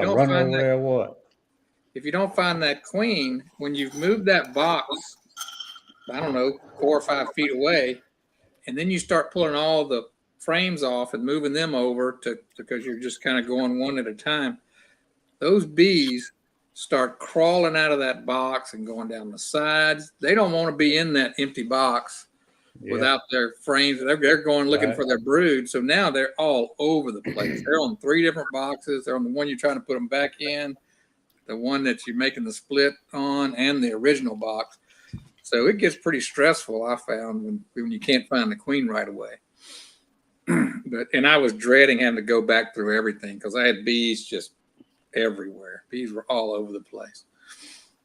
But luckily, I mean, when I was sifting through those that had poured out on the side of the box, there were so many bees that I was kind of like, okay, maybe I'll see her. But sure enough, and she was marked too.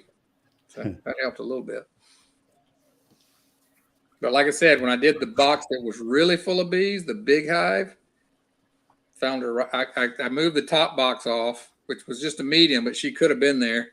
Set it to the side and went straight into the bottom. And I also didn't smoke them, which I think I'm going to try to do that more often, is not smoke them, even though they're flying at me. Those were really gentle bees that I didn't smoke. It was pretty easy not to smoke those. Yeah, if you're trying to find the queen, you don't want to smoke her. Yeah. I mean, she'll hide. Yeah. Well, that first set, I was not sure about them because, well, first thing, I wasn't sure about any of it because when I was in them, 2 weeks ago, I saw a lot of capped drone cells, but not many walking drones. But as soon as I opened them up, I saw drones galore. They were everywhere. So it was fine. It was perfect timing. I don't find, I mean, I like to smoke her, and depend on what I'm doing, I don't really smoke them that much. I mean, you always see the videos out there. First they do, they blow smoke up the entrance or whatever. And I'm like, why? Yeah, I don't smoke the entrance too much.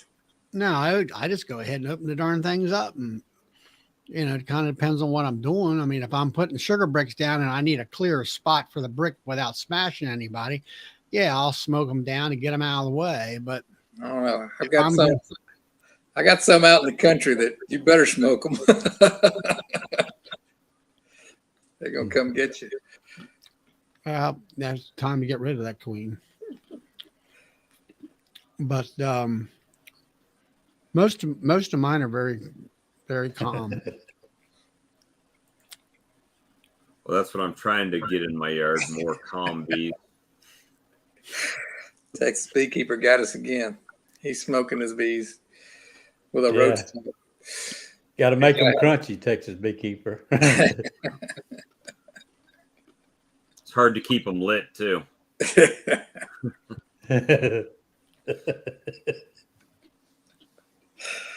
Man, I must be selling my honey like way too cheap because I see people doing 8 ounces for $10,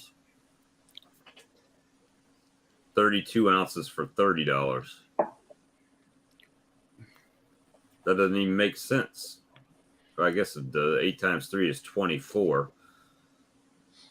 So you're giving a little bit of a discount, I guess. It's down in Florida.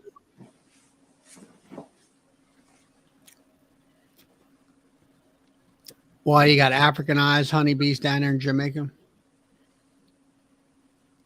Kaya?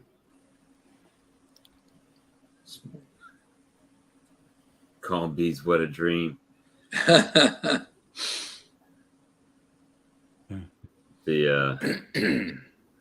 Anyway, guys, I think I'm gonna call it for tonight. Yeah, it's 10:30. And then we'll hit it back up tomorrow on the real stream, Charlie stream. Yeah, Sawmill Charlie. Where Brad will show up for your stream. I ain't seen Brad in one of my streams in a while.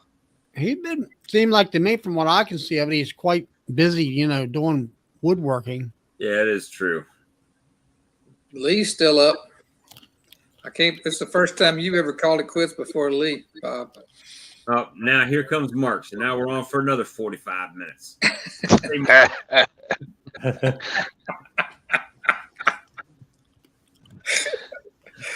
He was waiting for you to call. He's in the truck, I think. Yeah, you can't go yet, Bob. That's funny. That's peer pressure right there. Tired. I didn't get my old man nap today. Why not? Been doing too much work out in the bee yard. Yeah, you've been busy, ain't you? Painting and interviewing with the university and all kinds of stuff was going on. You in the truck tonight there, Mark? Yes, sir. Yeah, I'm up here in Milan, Missouri. No. I was hoping you were down in Louisiana, and then I could get you to bring my mom back here because I've got to go get her tomorrow and drive all the way back all in one day. It's going to be like a 14-hour day. They getting ready to call me any minute, put me in a door, so I may have to go here in a minute. Yeah. Kaya says wants to join the stream. Well, come on in. That's all I can say. Come on. I think that's how you pronounce that, right? Kaya? What part of Louisiana you got to? I'm a Yankee, Joey. St. Joseph, Louisiana, which is up north of Natchez, between Natchez, Mississippi, and Vicksburg, and then you jump across the river into Louisiana. You'd be in St. Joseph. I bet Mark had never driven through there because it's off the beaten path. I don't know. I've been across some floating bridges down there. Oh, have you? They used to have a ferry, but I hadn't had one since I was a little kid. Yeah. Let's see. Yeah, I used to run down there every week. Spend about 3 days down there. You might have rolled by out on the highway there, 65 south. Yeah. I know you spend a bunch of time probably on 165 when it comes out of Monroe. Yeah. Now everything's interstate. You probably go down 49 a lot heading down there. You get the spotlight on me. Who's that? Cops? No. He didn't have his hands up. Yeah, it goes to show, no matter how long you've been keeping bees, every now and then you lose a few. I lost some for let them starve out. Just my bad, you know. It happens. I think I could have done that too, but I think we just got lucky with the weather. Weather truly did get me. It was cold for 2 weeks there, you know. It got cool here, but it was still, you know. Yeah. It was above freezing. So I think the flowers didn't fall off like everybody else's did. I put frames of honey on them 2 weeks ago, but not really realizing how much brood they had and how much they had built up. It wasn't near enough. I lost my first colony in winter this year. So I actually told you guys about it that last time I was on. But it's the first one I've lost in 3 years, but I hadn't been carrying that many. But the good news is I sold 15 pounds of wax today. Sold 5 quarts of honey. That's good. Nuke, and 4 or 5 queens all today. Wow. So I made about $500 some today. So that'll help. Hey, David Tyson, I'll do the cheer for you. Rah, rah, ramma jamma, Ruston, Louisiana, Tech, Bulldogs. So, yeah, I've got connections there.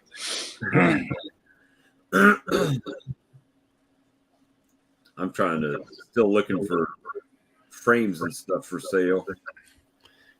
I've did over 20 some pounds of honey so far this week.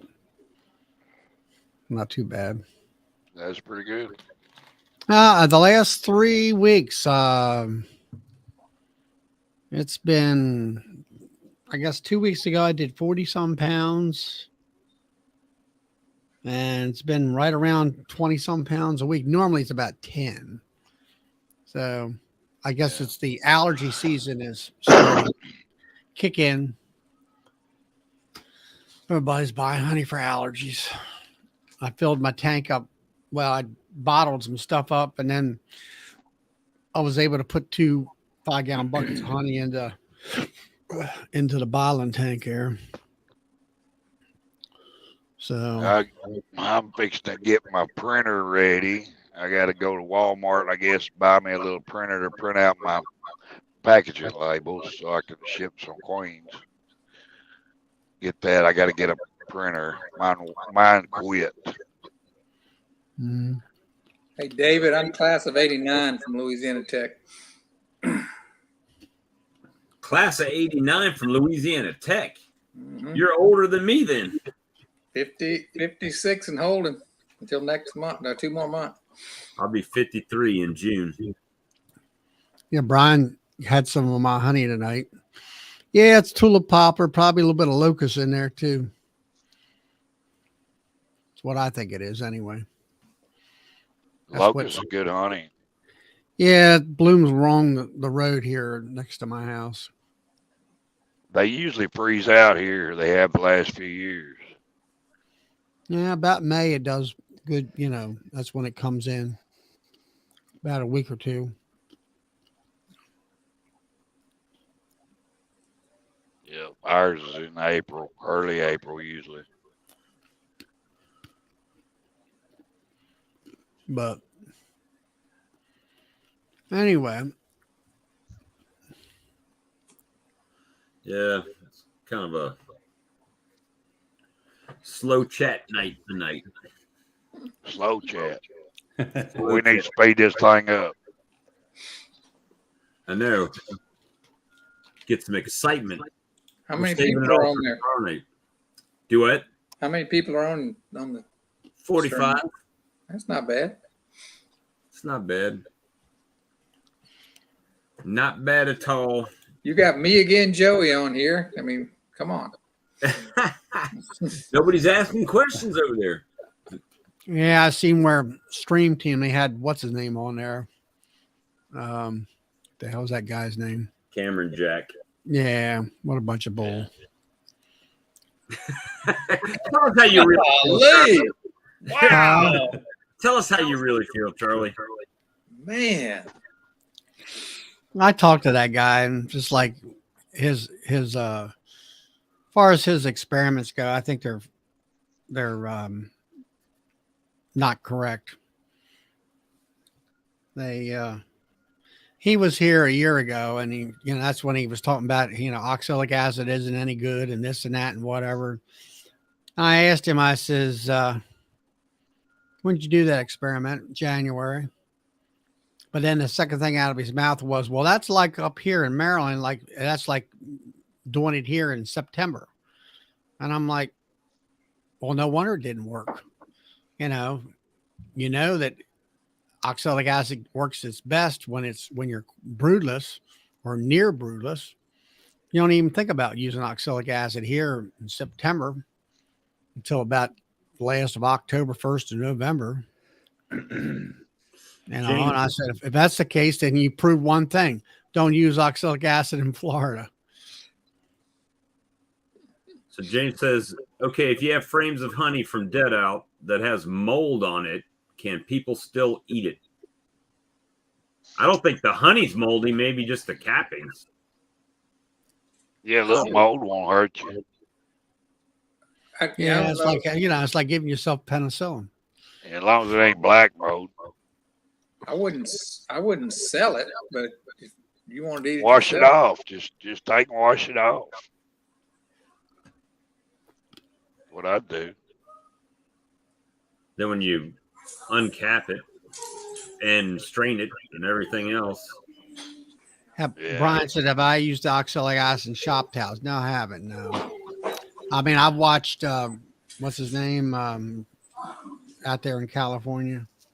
You just said his Randy Oliver. And, I watched his science experiments with his shop towels, and he wasn't too happy with them. And I would like to try, I do have the stuff here to try the sweetest sponges. I might try that this year. You're going to do this. Hey, Mark, how do you know if it's black mold? It'd be black, I guess. The reason I asked that is I have a colony in the country. I hadn't put it on a video, but I wasn't filming, but they had black mildew or mold, but it was at the top frames out on where the ears are. It's like it had too much moisture, but it was like a powder and it was thick. Huh. But the brood looks fine. I know I've put old frames in that have had that mold or like mold on it or mildew, and the bees will just clean it right off. This wasn't on. This was up at the top, and it was just thick where the frame rests are. They were just jet black. So I would great mold and fuzzy. I would take that honey and put it in the freezer for now, and then if you have a dearth, let's say July or August, and there's nothing coming in, I would throw it back into the hive and let them have it. Let them eat it. Or clean it off, give it to a little nucleus colony or something that could use it. Yeah, you let the bees utilize it for some food. Yeah. And they'll clean it right on up. Well, shoot.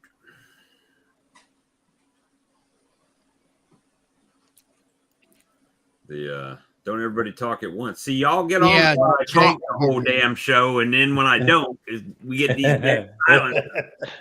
Bob, go bad. The Varroa mite control would be the sweetest sponges. I have the products to do that, but I have not used it. Maybe do it next year. Yeah, this hey, is it Frank at Galloway Lights? Is that his name? Yeah. Frank, this thing was just boiling over with bees. Now these bees are really schizo. They just shake and run around like crazy when you open it up. I don't like their behavior. They remind me of Aussie Beekeeper has a bunch of bees like that. I make fun of him sometimes. But when I found the queen, she was doing the same thing. She wasn't calm and cool and cruising around. She was. I wonder if they got into some kind of crazy funky honey. I don't know. They're acting, but they're super strong. It's not like they're collapsing or anything. Yeah, they usually make a lot of honey. Yeah. Because they're good thieves too. They'll bounce off of you, but they don't really sting you, you know. It's like they're all bark or whatever. Yeah, they steal too. I mean, they're bad about it most of the time. And you'll think, man, they did good making honey. And you go over to some other hive and it's empty. They done robbed it out, you know. I hadn't made any honey on that yard yet, so you may be right. Yeah. Yeah, they're on the schedule to get requeened for sure. Yeah, it's almost here for us. I'm gonna fall in there this weekend, hopefully. I think we're in the thick of it, and I bet Joe, you've been in the thick of it for a few weeks. I don't know if I'm gonna set builders up or not. I'm just see what's going on. That's what I said when I first come on a while ago. I was tired of beekeeping. You already Yeah. Good night's sleep though. I'll be all right. I'm afraid I'm gonna go to sleep and wake up sore from all the painting and everything else I was doing today. It's usually what happens. Well, guys, I'm gonna get out of here. I gotta do my thing for the show tomorrow night, and then I'm going to bed. So I'll see y'all tomorrow night, 8 o'clock Eastern Standard Time. Yeah. I think I'm setting myself up because last year I felt like, okay, I'm going to have enough to make 20 more colonies, no problem. And I did that, and I ended up getting like 2 colonies for the whole season. And so this year I didn't hardly make anything. And now I'm trying to raise like 18 queens, and I'll probably catch 15 swarms, and I'll be staying up all night building equipment again, just like I did 2 years ago. Because I went from 5 to 25 in 1 year, so I was ready to go to 45 last year, and it just didn't happen. Well, that's kind honestly, I think I was happier with 30. That's when I was at my happiest, when I had about 30. I'll be happy with 30 if I can get them to produce. Yeah. But what I'm going to do this year is I'm going to put them in 5 frames, and I'm going to let them make me honey above those, put a queen excluder on them, let them make me honey, especially those swarms. I don't have a lot of confidence in those swarms out in the country because I can't remember feral bees making a crop without that. Go ahead, Joey. I can't remember what chat it was. Rooster was on it, but it was asking everybody how many colonies they wanted. I said, well, when I first started this years ago, I always said when I retire, I want to have about 100. Well, about 3 years later, after I made that comment, I got to 20. I said, no, I don't think I want 100. Yeah. And then the next year when I got to 40, I said, I want 20. And ever since then, I've been trying to get back down to 20, and I can't get there. That's my problem. I always get up, even not counting the nukes that I sell. Well, I don't have any choice because I don't have a customer base to sell them the darn bees to. So, I sell a few, but I'm not the big marketing guy like Bob is. Well, I said I got 20 nukes coming. You know how many people on my stream said they wanted nukes? None, nobody. It was all people from last year that had bought queens from me or that messaged me, and it was only 4. I only sold 4 nukes, so looks like I grew by 16 coming up. That would be my problem if I tried to pre-sell nukes. Well, it'll change though, because the bee supply store here is doing their nuke pickup, I think this weekend and the following weekend. And once that's done, they're not going to have anymore. So people that want nukes that are looking for them, well, again, I'll be the only game in town, right? Right.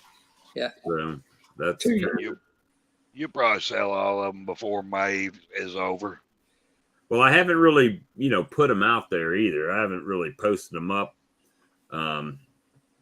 too much. And then who knows? I didn't collect any money from these people that said they wanted them. So by the time I get them, they may not even, they may have already found some, because they won't call and tell you they don't want them, right? They just call and tell you they want them. That's why people are asking for a deposit. Yeah, get a deposit on them. I don't do a deposit, but I should. Yeah. And I've got plenty of little 5-frame boxes laying around, and I can build frames pretty fast. So if I have to, I'll just start sticking them everywhere. Yeah. Most people around close, they just bring their own box, and I'll put it in the box for them, and they'll drive off, and that saves me from having to buy the box and all that, That really helps. wait a minute, what did Danette say? You got my order from the chat, right? No, I didn't. How many you want? You want the remaining 16 nukes? He'll give you a good deal. I'm all. He'll knock $10 off. That's what's the going price here? $200. I mean, now don't get me wrong. I've seen some cheaper nukes, but there's a reason why they're cheaper. That's right. I mean, I'll sell them for 175, but I can't guarantee I'll really have them. Well, I'm not experienced enough to know what I'll have. well, the ones that I had last year, I made sure before they came and picked them up. Like if they were coming on Saturday, Friday night, I went out there right before dark and opened them up. If they look weak, they got shakes and nurse bees, to make sure they were straight. We're here to network. Yeah. Joey's trying to get down to 20, and you're trying to build nukes. All you got to do is drive down to Louisiana and pick some up, right? You guys can split the difference and go at it. Oh, last year, Jose's like, what's nukes going for in your area? And I told him, he said, are you kidding me? You know how many bees I could get you? I said, yeah, but then we got to ship them from California. And now, the prices just went out the window. The price here is like $225 for a nuke. So, there's this. Yeah, that's what I get, Phil. Whole secondary market for nukes, too, that nobody knows packages about. Here for $185. Yeah. I get $225, take it or leave it. I don't care either way. What's funny is pro nuke is $20 to put them in. When I got into beekeeping, I was like, why would anybody pay $38 for one bee? And now that I'm trying to raise my own queens, I'm like, why would I sell a queen bee for $30 when in a month she can fill up a 5-frame nuke that I can sell for $175? Yeah. And then in another month I could sell it for $250. She's a full colony. So check this out. For you fellas, you gotta figure that out. For you fellas trying to get down in your colonies, I learned something new this year. That everybody goes down to Florida and buys bees to make nukes, right? Right. And at the end of the year, like September, you can sell nukes back to the guys in Florida for them to use in the spring for pollination bees. Now, they don't pay as much, but they buy them all, right? So it's like, wholesale here is going for $135. Well, those pollinator bees, the commercial pollinator, they will buy 5-frame nukes in a wooden box, and I guess they have to be on a pallet. I don't know. I'm just learning. Hey. But they will do it they will pay $100 a 5-frame nuke. But if you got tons of bees you're trying to get rid of, you could split all them colonies down to nukes and have them queen right, and make you several $100, like that triple deep, I could have got $500 off of 5 nukes, right? Sending Right. them in there. That's $500. So just a thought. Let me see. Yeah, they don't usually ship nukes. Yeah, I could wholesale a bunch of them for 135. I just don't do it. I ain't gonna do it. Well, I mean, You can't ship nukes because most states won't let you bring in frames. Yeah. Like me, I can't sell nothing until after state apiarist checks me out and gives me the okay, legally. Right. In He's Texas, supposed to be here. He said he's supposed to be here till mid-April, so it'll be mid-April before I can do anything.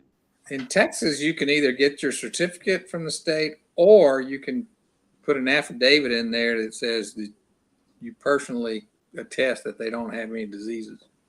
Yeah. But you got to put that piece of paper in with them when you sell them.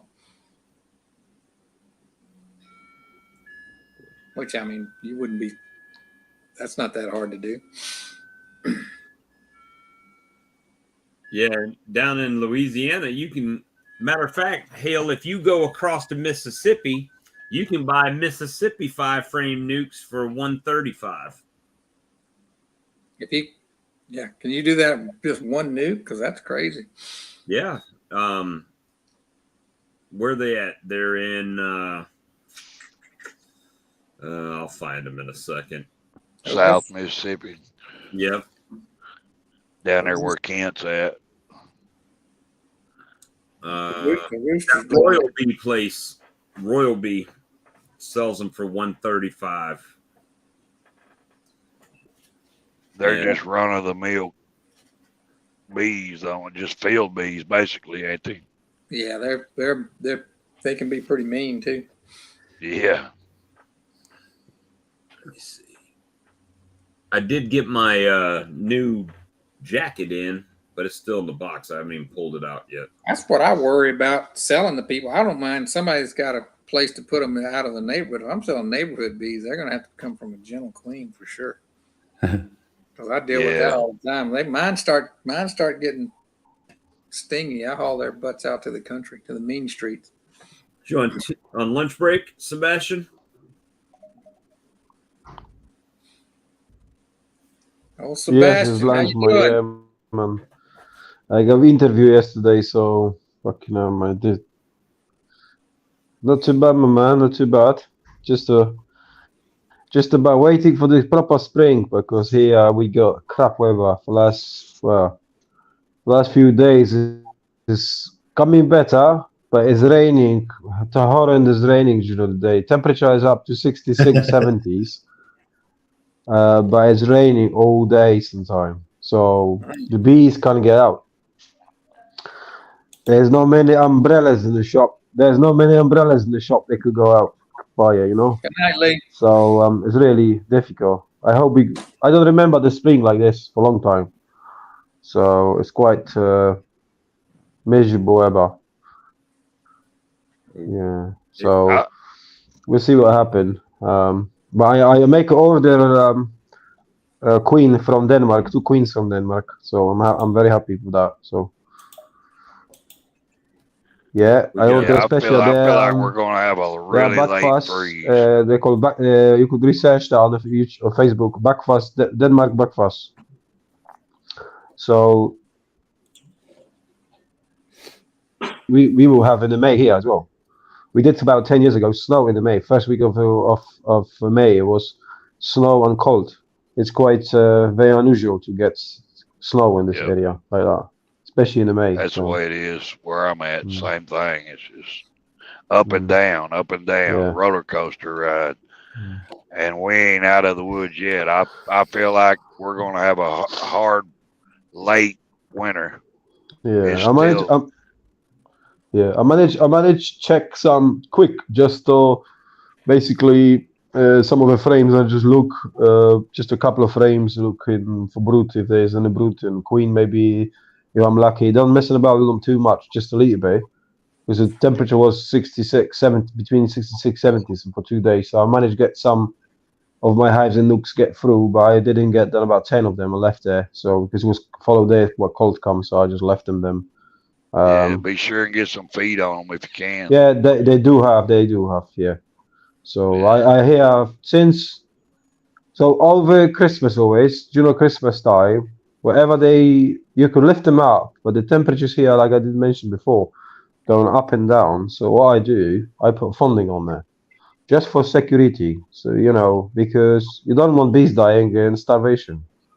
This is the worst thing Tell you me could about have. So for me, I put a funding on there, 2.5 kilo funding, and then £5 one, and I don't, and I'm happy. As soon as I look on the through the roof and looking in there, and I could see something's happening in there. As they start eating, I'll make sure keep eye on them now, because that will be every 2 weeks popping up. Just lift the roof up and have a look, because it might turn up it's completely empty and the bee is dead. Because it's they're eating the storage, and when it's temperature 12, 15, they work inside. So some of my colonies actually fill up bees massively. So it'd be interesting anyway. Very interesting. But I'm jealous of you guys. You already start grafting and looking inspection. I can't wait for that. So Well, come on over. You can inspect mine. you got a lot of work, Bob. Now I'm telling you, you start grafting now. So Well, now is the busy time for you, man. I'll tell you now. I checked my graphs, and the last round that I did of 13, and 10 of them, there's 10 cells in there. That's good. That's perfect. That's what you want. 10 quality ones. What's up, Frank? Good evening. Frank turned into the Hulk. What happened to Mark? Frank smash. Mark must have got. Oh, he said he was that they were loaded. Yeah, he was waiting to get to a door, right? So probably when he out. But yeah, man. Well, I'm about to say good night, guys. I'll see y'all. So that's where. All right, Joey. Good night, Joey. Good night, Joey. See y'all later, Joseph. Yeah, I'm probably going to have to get off here pretty quick too. I get that long drive tomorrow. I've been trying to get off for an hour. This is the same. Everybody else keeps coming Things in. I have left. Same have last year is I think we lost him. it was He's there barely. We can't understand what you're saying, Sebastian. Break. It was the same last year to me when I can't speak to anything he's got. All right, I'm going to check out, guys. All right, Philip. I'll check on you. Good night, Philip. I expect to be back here at 7 or 8 o'clock. I might jump on. I'll be pretty tired, but we'll see. All right, man. Good night. Later. Sebastian, you're cutting in and out, man. So I did last year grafting. When I started grafting, it was like, I hear every other word. Be easy, and then I goes busy. You could. Oh, and he's gone. What you doing, Frank? Hey, so Bob, you never played with that remix yet? On the bottom of the screen, it's usually on a cell phone. A remix. Yes, it's only on a cell phone. It's not on the laptop. The button right underneath where you have your comments at. And I sent you one in your phone. I made it of one of your YouTubes, and I was curious whether it helps your channel out or not. Let's see. I don't know what. And it's only on YouTube from your phone. Yes, only on the phone. When you hit the plus. Well, when you got onto the bottom, it'll say like if you want to share it, like it, all this. They have like a whole menu there, and one of the menus that says remix, and you click on it, and it kind of does like a short segment of the person's video you can pick apart. Oh, and then remix. you play a part of your video afterwards, but it's only a live shot, and it's very hard to edit. It's kind of like live, so you can't really play with it much. I'll have to check it out. The only thing I usually do from YouTube on my phone is make photo posts or something like that. Yeah. I'll have to I check. figured you're the one with all this technology. You probably figured out whether it helps people out or if it's just stealing their content and giving them no credit or what. I think they're trying to make it like TikTok, how people watch videos and do the reviews, on the side of it. David, Yep. I'm in South Carolina, in Columbia. Well, right outside of Columbia, Hopkins, South Carolina. Let me see.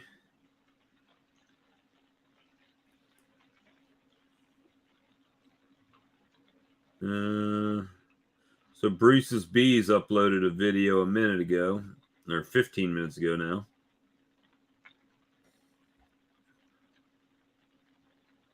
Let's see. But yeah, man, it's just been busy here, beekeeping wise, trying to get everything wrangled in. At least you had a good weather. We've been having rain. It's supposed to rain this weekend, so let me see. 2 minutes, yep. Love your puppets, Galloway. 14 left to 500. We're gonna get you there for sure. But at any rate, Frank, I'm gonna call tonight, brother. I'll play around with the remix, see what I can figure out with that. Or Yeah, see if it helps, because I've done a couple of our people's to see if it helped their channels out, and wasn't sure if it was a wasted effort or if it's I'm sure it helps somehow. I don't know if it does it actually share that person's Yes, stuff? it does. It has your name. I just sent you one in the chat, and Yeah, it's a link to it. I saw it on my phone, but I did not. Well, to be honest with Yeah, you, you're a little nervous about opening things nowadays, ain't you? not that much, man. All the years that I've been using a computer, that was the first time I've ever had a problem. So, at that rate, I'll probably be dead before it happens again. So, yeah, I see where it says you mentioned me, but I don't know if it yeah, yes, it adds me in the description. So does that go toward your credit every time somebody watches that or not? I don't know. And Mike commented, I distributes ion plasma particles throughout the entire box of Captain Crunch. Now you get that in your notifications, or is it just in mine? Probably just in yours. I just had to read it like it was a normal tag. Just to add. All right, so you don't get all the updates of everything that people watch on it then. No, I don't think so. Yeah, I was curious, like how much does it, like boost your Probably thing or not. not? YouTube's pretty finicky. So.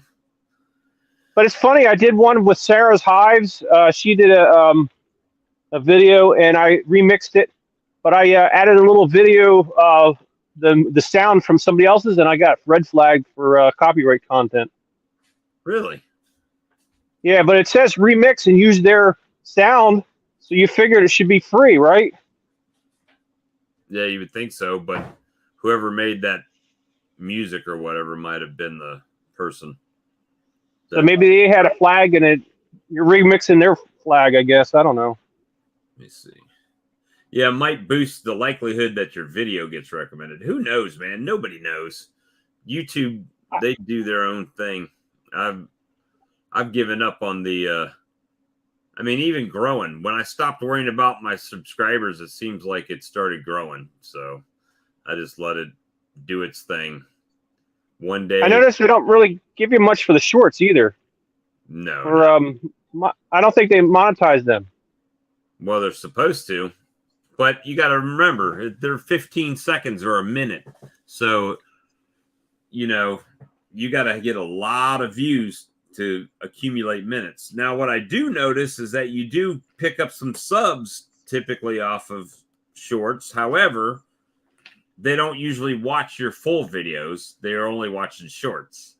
So Yeah, you have to have like something like 50 million or something of the shorts to even get monetized. do you SVI Dania? What? I don't know. It's getting late. I gotta go. I'll talk to you guys later. Y'all have a good night. To the next live. That's right.